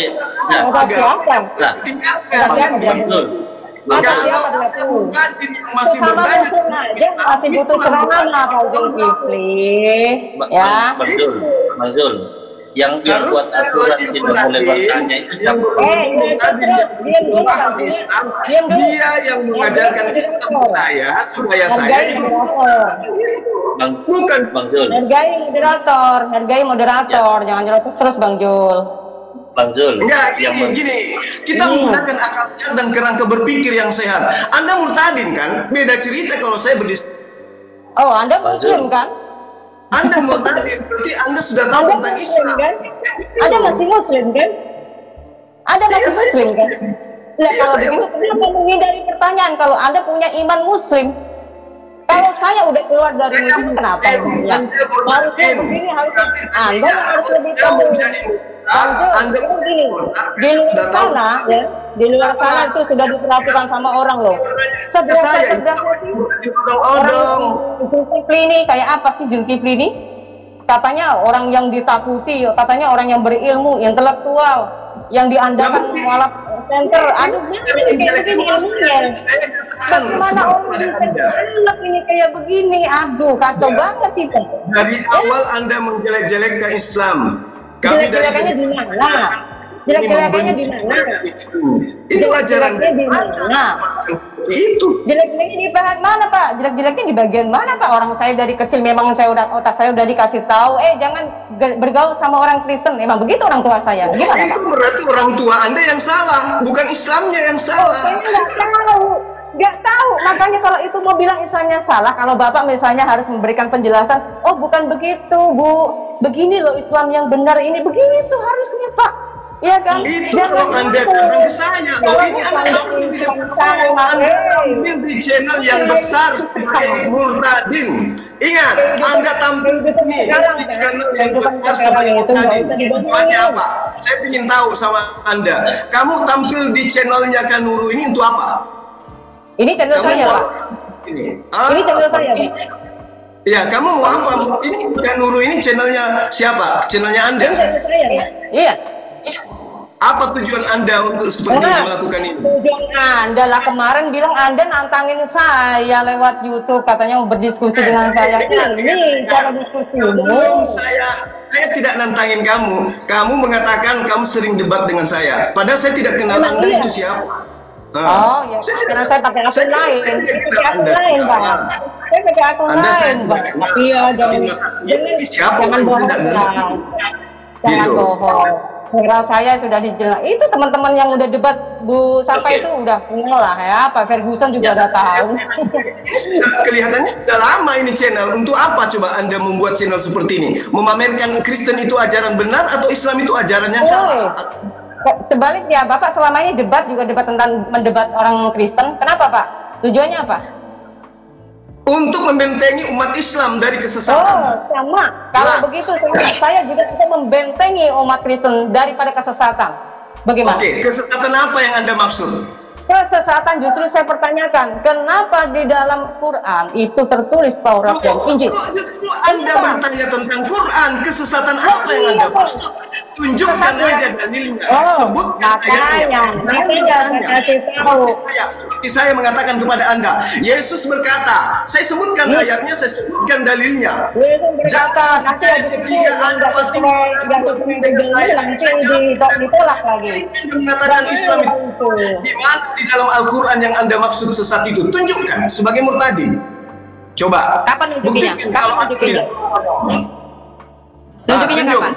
Nah, Tunjukkan tadi dalilnya. saya kasih dalil. Dan nyerocos terus nih kapan saya ngomongnya tuh Pak? Udah selesai. Kesesatan apa yang Anda sebutkan yang Anda maksud? Saya belum. Kapan saya ngomong? Kasih kesempatan ke Bu Fatimah ya. Bertanya tapi nyerocos sendiri, bagaimana sih Pak? Emosi melulu bawaannya. Itu dari dulu Bang Zul, saya tahu Anda seperti itu. Nah, sekarang coba Anda tunjukkan kesesatannya, saya ingin dengar. Saya kasih kesesatannya. Bahwa di dalam pengajaran Yesus itu tidak pernah mengajarkan ada nabi baru lagi Pak. Ada kitab baru lagi itu tidak ada Pak. Nah yang saya pertanyakan dari ke-10 hukum firman saja, sebentar dulu, saya lagi mau menjelaskan dulu, ya. Dan sementara kalau dikasih dalil, ntar ada bilang katanya, oh ayatnya sampai 16, ayat itu sisipan, udah enak benar kalau begitu. Saya bisa balikin bahwa Al-Quran 100% itu semuanya salah, gimana Pak? Saya juga bisa seperti itu. Dengan senang hati silakan, tapi Anda harus bertanggung jawab dan perkataan Anda dengan membuktikan kesesatannya di mana. Kan gitu, dan sederhana. kesesatannya semua bertolak belakang dengan apa yang dikatakan Yesus. Misalkan, pergilah jadikanlah semua bangsa muridku. Lah bukan muridnya Muhammad. Lah kenapa Anda bisa mengikuti Muhammad? Oke, saya jawab ya. Oke, saya jawab. Diskusi sekarang dari tadi menjadi murid Yesus atau menjadi hamba Yesus? Saya menjadi murid Yesus. Murid atau hamba? Murid Pak, bukan hamba lagi. Bahkan aku disebut anaknya Pak. Oh gitu. Jadi Anda coba definisikan murid itu apa, hamba itu apa? Oh, hamba ini Mbak berbolak-balik ini. Ini bisa berbolak-balik. Anda tidak mau dikritisi Qur'annya, tidak memberikan penjelasan. Apa maksudnya Taurat dan Injil itu bisa ada di dalam? Oh, ini cara Anda. Oh, licik Anda ini, kelicikan Anda ini. Kelicikan Anda. Saya kasih dalil, Anda tolak. Saya kasih dalil, Anda tolak. Lalu saya pertanyakan mengenai Taurat dan Injil di dalam Quran. Ini sebenarnya Quran yang mana? Injil yang mana? Taurat yang mana? Anda enak modelnya. Anda diperintahkan oleh Yesus menjadi murid. Dari awal pertanyaan saya, dari pembukaan pertama ini Anda nggak jawab loh. Anda malah marah-marah loh. Ya, nggak bisa pertanyaan Anda selalu saya jawab, ya kan? Anda baik, saya juga baik. Kalau model seperti itu Anda keras, saya juga bisa diperintahkan menjadi murid. Anda diperintahkan menjadi murid, bukan menjadi hamba. Ingat itu. Betul sekali itu. Yesus mengatakan di dalam Yohanes 14, dengar supaya kamu tahu. Yesus mengatakan di dalam Yohanes 14, ya, jika engkau mengasihi aku, engkau akan mendengarkan dan mengikuti perkataanku. Sekarang saya tanya, atas perkataan siapa Anda menyembah Yesus? Jawab. Oh, karena Yesus adalah Tuhan itu sendiri, Bang Zul. Mau tahu? Atas perkataan siapa Anda menyembah Yesus? Itu pertanyaan saya. Atas perkataan Tuhan yang disembah, Tuhannya para nabi. Dalilnya mau tahu Bang Jul? Hai, Tuhan yang mana yang memerintahkan Anda menyembah Yesus? Tuhannya para nabi, Tuhannya para nabi di kitab saya di perjanjian lama. Jika engkau mengasihi aku, engkau akan mendengarkan perkataanku. Saya beri jawaban enggak dengarkan, sehingga Anda Tuhannya para nabi Bang Jul. Saya kasih dalilnya, mau enggak kok Anda ketawa nyerocos lagi, kan lucu ini. Menjadi murid kok menjadi hamba. Anda malah menjambakan diri kepada Yesus. Sementara Yesus minta Anda untuk menjadi murid. Ini Anda ngomong dengan siapa? Bung, ini Bang Zul belum jawab pertanyaan Bu Fatimah dari tadi. Saya tidak perlu menjawab pertanyaan Murtadin Pak tentang Al-Quran. Itu kan Tuhan Yesus perintahkan, pergilah jadikan semua bangsa Al-Quran. Karena kemudian Bang Zul itu ikuti karena yang bikin malu orang aja, bikin malu orang aja Bang. Pertanyaan Al-Quran, pertanyaan Murtadin tentang Al-Quran. Karena Murtadin itu mereka murtad karena mengetahui Al-Quran itu ada kekurangan. Dialah yang harus menjelaskan tentang Al-Quran kepada saya. Oh, gak bisa. Kitab kamu itu, ya. Kitab kamu itu, ya. Mengaitkan dengan kitab saya. Buktinya kamu tadi colek-colek ayat saya, ya kan? Mengait-ngaitkan kitab saya. Saya masih bertanya sebentar dulu. Makanya sebentar dulu. Mengait-ngaitkan gimana? Sekarang gini, dalam Quran ada nggak menyebutkan Allah membenarkan kitab Taurat dan Injil? Saya tidak tahu. Coba kamu tunjukkan kepada saya. Oh, tidak tahu. Oh, coba Iya, dibuka di Al-Baqarah Pak Kanuru, di Al-Baqarah Pak Kanuru. Coba. Apa Bang Jul selama ini cuman hanya tahu terjemahan juga atau mungkin ngerti bahasa Arabnya? Saya hanya umat terjemahan seperti Anda. Oh gitu, saya pikir lebih kali dari saya. Kalau saya sih makanya saya ingin belajar sama Anda. Mana tahu saya bisa murtad juga. Kalau ada juga, kalau Tuhan juga datang sebentar di rumah saya, bisa jadi. Apa alasannya Anda belajar dengan saya? Memangnya saya pernah mengaku sebagai ustazah? Emang saya pernah mengaku saya perbandingan agama? Memang saya pernah mengaku saya keluar Islam karena saya benci Islam? Enggak kan? Gimana sih Pak Jul? Masa nggak mau ngedengerin orang ngomong? Gimana sih? Mau diulang-ulang? Anda lebih hebat dari Ustaz. Siapa? Saya tidak merasa lebih hebat. Saya tidak pernah merasa lebih hebat dong Zulkifli ya. Saya biasa-biasa saja. Tuhan datang kepada Anda. Saya dianggap odong-odong. Tuhan loh datang kepada Anda. Oh iya. Loh, memang iya di dalam Injil itu seperti itu, bukan di dalam Quran. Jadi wujud Tuhan yang datang kepada Anda itu seperti apa wujudnya? Bertanduk tujuh atau bermata tujuh atau kalau begitu wujudnya yang datang di depannya Muhammad itu seperti apa? Saya bisa balikin seperti itu loh Bang Jul. Loh, Tuhan Anda kan wujudnya jelas berbentuk roh, Bapak itu berbentuk roh, berbentuk roh, bermata tujuh, ya bertanduk tujuh. Kalau yang manusia yang ada manusia yang jelas manusia, yang disebut berwuduk ya merpati. Yang datang kepada Anda yang mana? Yang datang kepada Anda yang mana? Merpati, manusia, atau yang roh binatang bertanduk tujuh bermata tujuh? Yang mana yang datang kepada Anda? Udah Bang Jul. Iya, jawab aja. Anda kan bilang Tuhan. Saya pikir mau nyocok terus Bang Jul. Luar biasa mulutnya lebih daripada saya loh, dari perempuan loh. Oh, itu menyakitkan Anda ya pertanyaan saya? Oh enggak. Biasanya laki-laki itu tidak ngotot, lebih hikmat, lebih gentle ya, lebih berwibawa. Anda kan murtadin. Anda kan murtadin. Perlakuan terhadap murtadin itu apalagi yang tampil, yang tampil dengan niat menghubungkan. Apakah dari Muhammad Center memang mengandalkan orang yang seperti ini ya? Saya bingung loh, Anda mempertanyakan seolah-olah kayak menghina saya, kayak menghina Tuhan saya. Oh Tuhan kamu seperti apa? Seperti manusia segala macam saya itu fakta di dalam kita. Kalau begitu saya juga boleh menghina. Kalau begitu kenapa Anda merasa terhina ketika saya bertanya tentang kitab Anda? Jawab aja kenapa? Kenapa? Kenapa Anda merasa terhina ketika saya bertanya? Belum ada jawaban dari tadi nampaknya. Nah, iya. Ini cuma debat kusir doang. Ya. Nggak ada progres dan saya progresnya. Terlihat ketika di YouTube katanya menantang saya untuk berdiskusi. Ya, ternyata seperti ini buktinya. Ya, saya mencari orang-orang yang bisa dikatakan lebih bijaksana lah gitu. Mulutnya juga bisa direm. Ini nyerocos nggak jelas.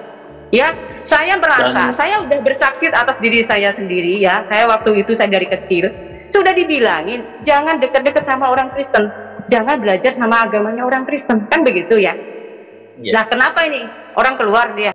Bagaimana teman-teman? Seperti yang saya katakan di awal video ini kan teman-teman, bahwa Ustadz yang satu ini pun adalah seorang yang bangga kepada Al-Quran, hafal Al-Quran, tetapi tidak paham sama sekali isi Al-Qurannya, isi hadis-hadisnya.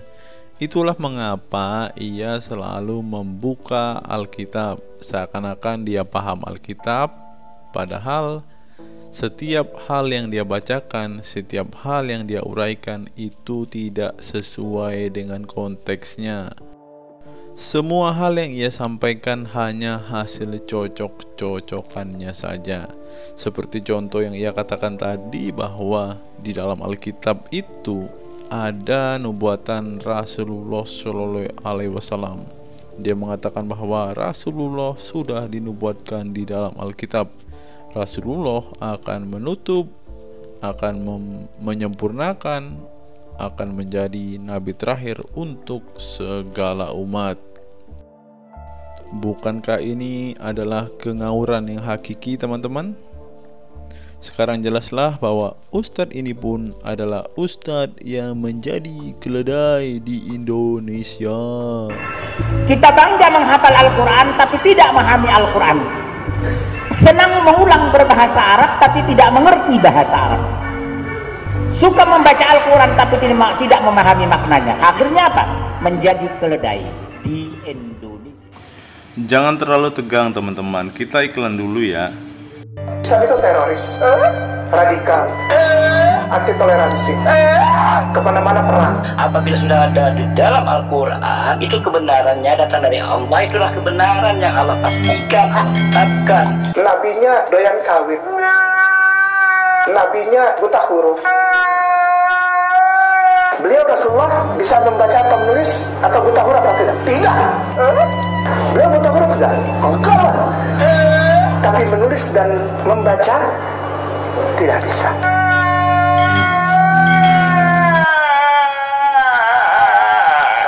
Cengeng banget sih gitu doang nangis. Nabinya doyan kawin. Udahlah bang, kita udahan aja lah bang. Kepalanya maaf ya, jangan marah. Nakal nggak tahu ngomong gitu ya. Itu artinya. Sekian video kita hari ini, teman-teman. Kiranya melalui video ini kita semua diberkati Tuhan, semakin bertumbuh, semakin berakar di dalam Tuhan. Terlebih-lebih kita berbuah dan buahnya itu tetap. Pada kesempatan ini, teman-teman, seperti biasa kita akan menutup video kita dengan membaca Alkitab. Secara khusus kita akan membaca dari kitab Bilangan pasal yang ke-16 sampai kepada pasal yang ke-18, teman-teman. Kiranya melalui pembacaan firman Tuhan hari ini kita semua diberkati. Bilangan pasal 16, pemberontakan Korah, Datan, dan Abiram. Korah bin Yishar bin Kehat bin Lewi beserta Datan dan Abiram anak-anak Eliab dan On bin Pelet, ketiganya orang Ruben, mengajak orang-orang untuk memberontak melawan Musa beserta 250 orang Israel. Pemimpin-pemimpin umat itu yaitu orang-orang yang dipilih oleh Rabat, semuanya orang-orang yang kenamaan. Maka mereka berkumpul mengerumuni Musa dan Harun serta berkata kepada keduanya, "Sekarang cukuplah itu. Segenap umat itu adalah orang-orang kudus dan Tuhan ada di tengah-tengah mereka. Mengapakah kamu meninggi-ninggikan diri di atas jemaat Tuhan?" Ketika Musa mendengar hal itu, sujudlah ia. Dan ia berkata kepada Korah dan segenap kumpulannya, "Besok pagi Tuhan akan memberitahukan siapakah kepunyaannya dan siapa yang kudus, dan ia akan memperbolehkan orang itu untuk mendekat kepadanya. Orang yang akan dipilihnya akan diperbolehkannya mendekat kepadanya. Perbuatlah begini, ambillah perbaraan-perbaraan, hai Korah, dan kamu segenap kumpulannya. Bubuhlah api ke dalamnya dan taruhlah ukupan di atasnya di hadapan Tuhan pada esok hari, dan orang yang akan dipilih Tuhan dialah yang kudus. Cukuplah itu, hai orang-orang Lewi." Lalu berkatalah Musa kepada Korah, "Cobalah dengar ini, hai orang-orang Lewi. Belum cukupkah bagimu bahwa orang dipisahkan oleh Allah Israel dari umat Israel dan diperbolehkan mendekat kepadanya, supaya kamu melakukan pekerjaan pada kemah suci Tuhan dan bertugas bagi umat itu untuk melayani mereka, dan bahwa engkau diperbolehkan mendekat bersama-sama dengan semua saudaramu Bani Lewi? Dan sekarang mau pula kamu menuntut pangkat imam lagi. Sebab itu engkau ini dengan segenap kumpulanmu, kamu sepakat melawan Tuhan. Karena siapakah Harun sehingga kamu bersungut-sungut kepadanya?" Adapun Musa menyuruh orang untuk memanggil Datan dan Abiram anak-anak Eliab, tetapi jawab mereka, "Kami tidak mau datang." Belum cukupkah bahwa engkau memimpin kami keluar dari suatu negeri yang berlimpah-limpah susu dan madunya untuk membiarkan kami mati di padang gurun, sehingga kami juga engkau menjadikan dirimu Tuhan atas kami? Sungguh engkau tidak membawa kami keluar ke negeri yang berlimpah-limpah susu dan madunya, ataupun memberikan kepada kami ladang-ladang dan kebun-kebun anggur sebagai milik pusaka. Masakan engkau dapat mengelabuhi mata orang-orang ini? Kami tidak mau datang.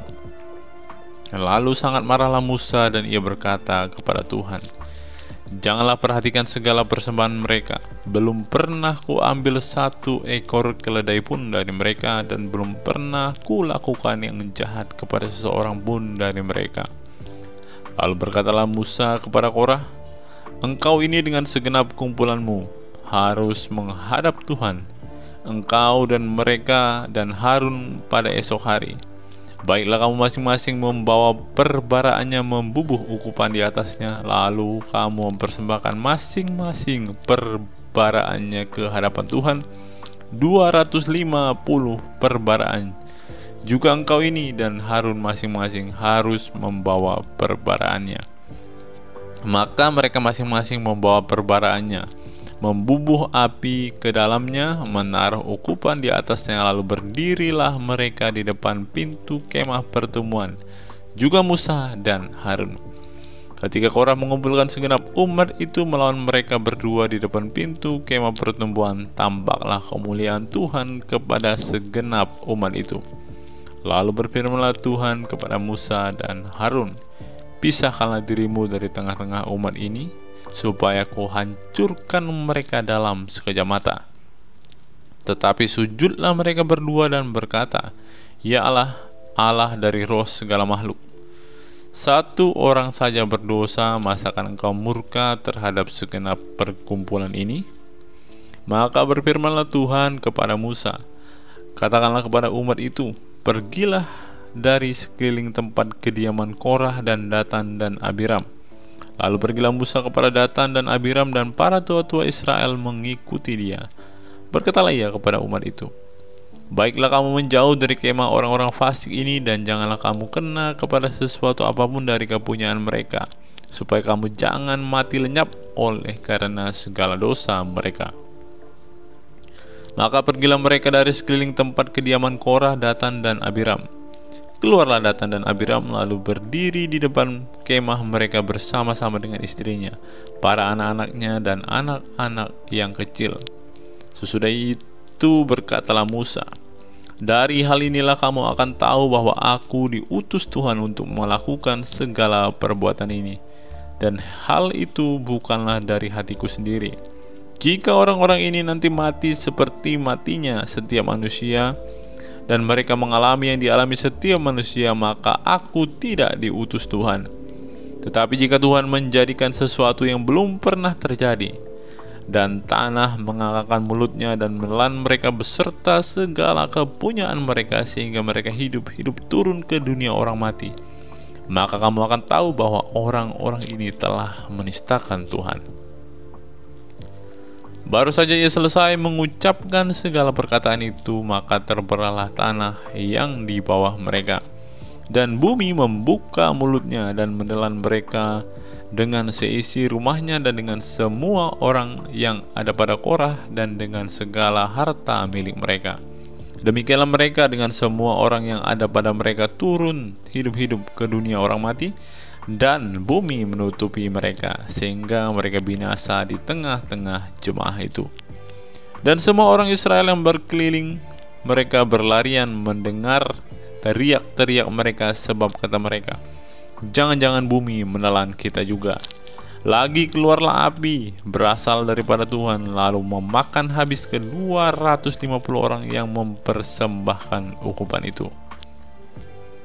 Tuhan berfirman kepada Musa, katakanlah kepada Eliezer, anak Imam Harun, supaya ia mengangkat perbaraan-perbaraan dari antara kebakaran itu, lalu hamburkanlah api itu jauh-jauh, karena semuanya itu kudus, yakni perbaraan orang-orang berdosa yang telah membayarkan nyawanya. Kemudian semuanya itu harus ditempa tipis-tipis menjadi salut mezbah, sebab telah dibawa ke hadapan Tuhan oleh orang-orang itu. Jadi semuanya itu kudus. Dengan demikian hal itu menjadi tanda bagi orang-orang Israel. Maka Imam Eliezer mengambil perbaraan-perbaraan tembaga yang telah dibawa oleh orang-orang yang terbakar itu, lalu ditempa menjadi salut mezbah. Itu menjadi suatu peringatan bagi orang Israel supaya jangan tampil orang awam yang bukan dari keturunan Harun untuk membakar ukupan di hadapan Tuhan.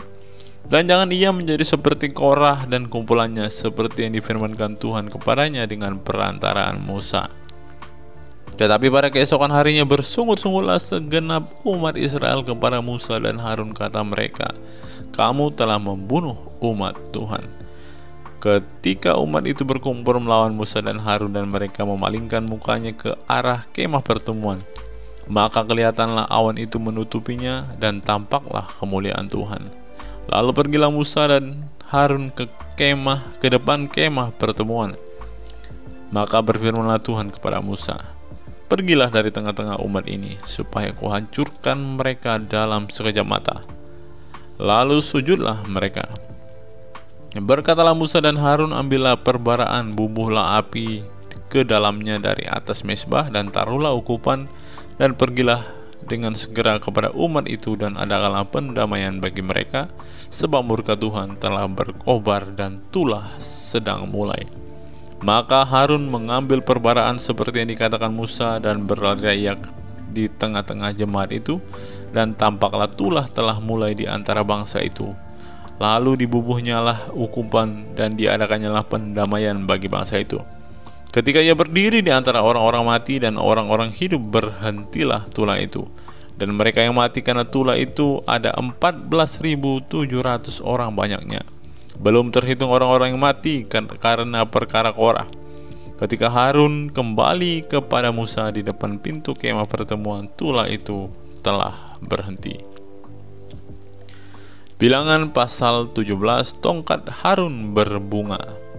Tuhan berfirman kepada Musa, "Katakanlah kepada orang Israel dan suruhlah mereka memberikan kepadamu 1 tongkat untuk setiap suku. Semua pemimpin mereka harus memberikannya, suku demi suku, seluruhnya 12 tongkat. Lalu tuliskanlah nama setiap pemimpin pada tongkatnya. Pada tongkat Lewi harus kau tuliskan nama Harun. Bagi setiap kepala suku harus ada tongkat. Kemudian haruslah kau letakkan semua itu di dalam kemah pertemuan di hadapan tabut Tuhan, tempat aku biasa bertemu dengan kamu. Dan orang yang kupilih, tongkat orang itulah yang akan bertunas. Demikianlah aku hendak meredakan sungut-sungut yang diucapkan mereka kepada kamu, sehingga tidak usah kudengar lagi."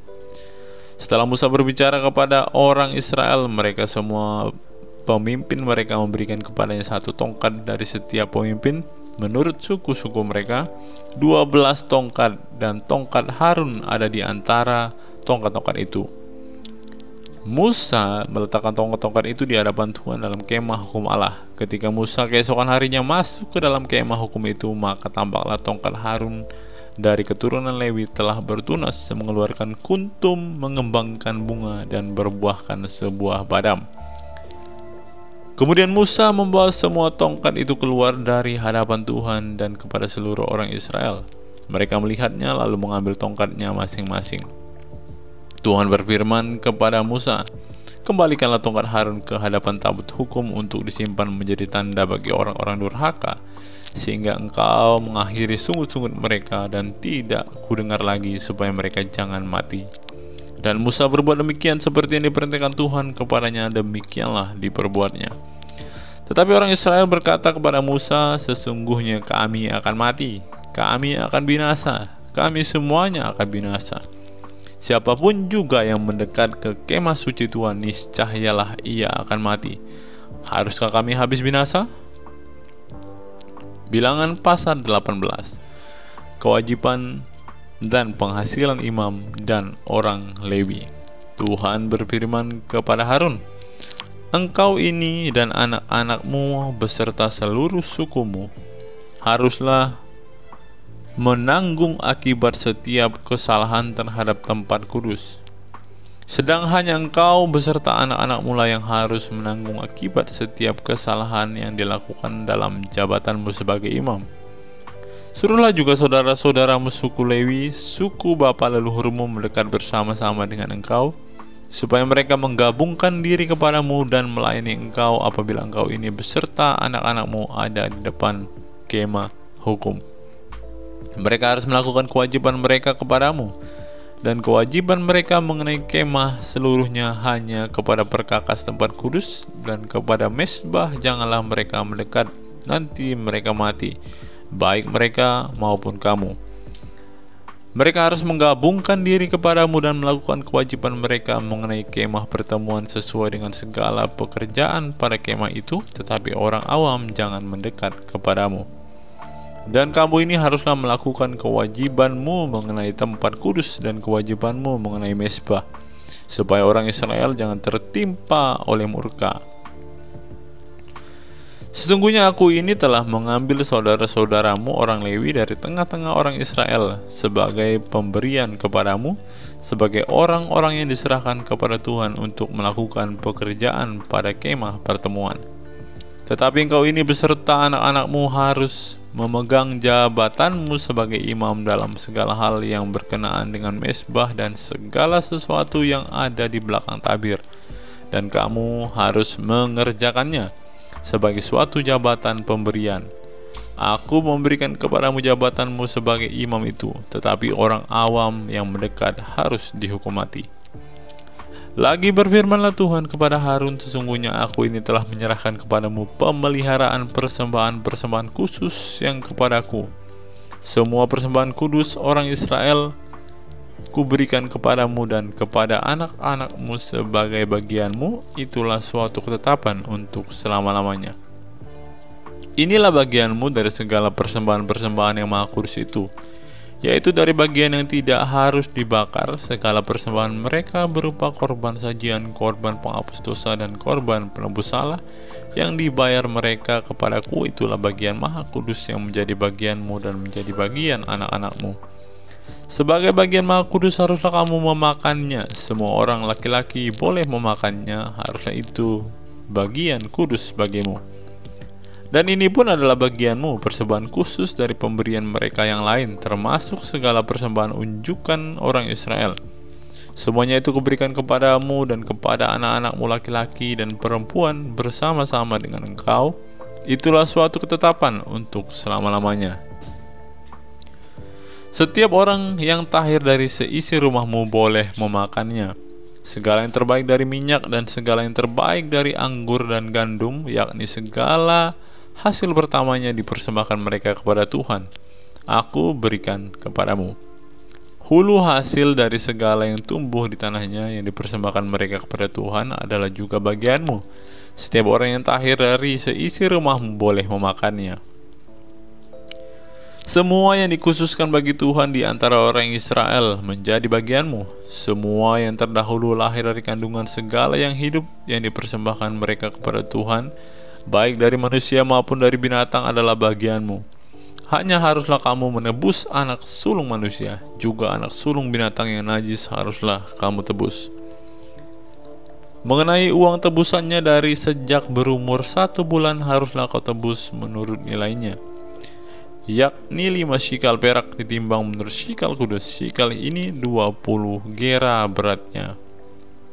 Tetapi anak sulung lembu, domba, atau kambing janganlah kau tebus, semuanya itu kudus. Darahnya haruslah kau siramkan pada mesbah, dan lemaknya kau bakar sebagai korban api-apian menjadi bau yang menyenangkan bagi Tuhan. Tetapi dagingnya adalah bagianmu, sama seperti dada, persembahan, dan paha kanan. Segala persembahan khusus, yakni persembahan kudus yang dipersembahkan orang Israel kepada Tuhan, aku berikan kepadamu dan kepada anak-anakmu laki-laki dan perempuan bersama-sama dengan engkau. Itulah suatu ketetapan selama-lamanya. Itulah suatu perjanjian garam untuk selama-lamanya di hadapan Tuhan bagimu serta bagi keturunanmu. Tuhan berfirman kepada Harun, di negeri mereka engkau tidak akan mendapat milik pusaka dan tidak akan meroleh bagian di tengah-tengah mereka. Akulah bagianmu dan milik pusakamu di tengah-tengah orang Israel. Mengenai Bani Lewi, sesungguhnya aku berikan kepada mereka segala persembahan persepuluhan di antara orang Israel sebagai milik pusakanya untuk membalas pekerjaan yang dilakukan mereka, pekerjaan pada kemah pertemuan. Maka janganlah lagi orang Israel mendekat kepada kemah pertemuan sehingga mereka mendatangkan dosa kepada dirinya lalu mati. Tetapi orang Lewi mereka lah yang harus melakukan pekerjaan pada kemah pertemuan dan mereka harus menanggung akibat kesalahan mereka. Itulah suatu ketetapan untuk selama-lamanya bagimu turun-temurun. Mereka tidak akan mendapat milik pusaka di tengah-tengah orang Israel, sebab persembahan persepuluhan yang dipersembahkan orang Israel kepada Tuhan sebagai persembahan khusus diberikan kepada orang Lewi sebagai milik pusakanya. Itulah sebabnya aku berfirman tentang mereka. Mereka tidak akan mendapat milik pusaka di tengah-tengah orang Israel. Tuhan berfirman kepada Musa, "Lagi haruslah engkau berbicara kepada orang Lewi dan berkata kepada mereka, apabila semua menerima dari pihak orang Israel persembahan persepuluhan yang kuberikan kepadamu dari pihak mereka sebagai milik pusakamu, maka haruslah kamu mempersembahkan sebagian daripadanya sebagai persembahan khusus pada Tuhan, yakni persembahan persepuluhan dari persembahan persepuluhan itu. Dan persembahan itu akan diperhitungkan sebagai persembahan khususmu sama seperti gandum di tempat pengirikan dan sama seperti hasil tempat pemerasan anggur. Secara demikian kamu pun harus mempersembahkan sebagai persembahan khusus kepada Tuhan sebagian dari segala persembahan persepuluhan yang kamu terima dari pihak orang Israel. Dan yang dipersembahkan daripadanya sebagai persembahan khusus kepada Tuhan haruslah kamu serahkan kepada Imam Harun. Dari segala yang diserahkan kepadamu, yakni dari segala yang terbaik di antaranya, haruslah kamu mempersembahkan seluruh persembahan khusus kepada Tuhan sebagai bagian kudus daripadanya. Lagi haruslah engkau berkata kepada mereka, apabila kamu mengkhususkan yang terbaik daripadanya, maka bagi orang Lewi haruslah hal itu diperhitungkan sebagai hasil tempat pengirikan dan hasil tempat pemerasan anggur.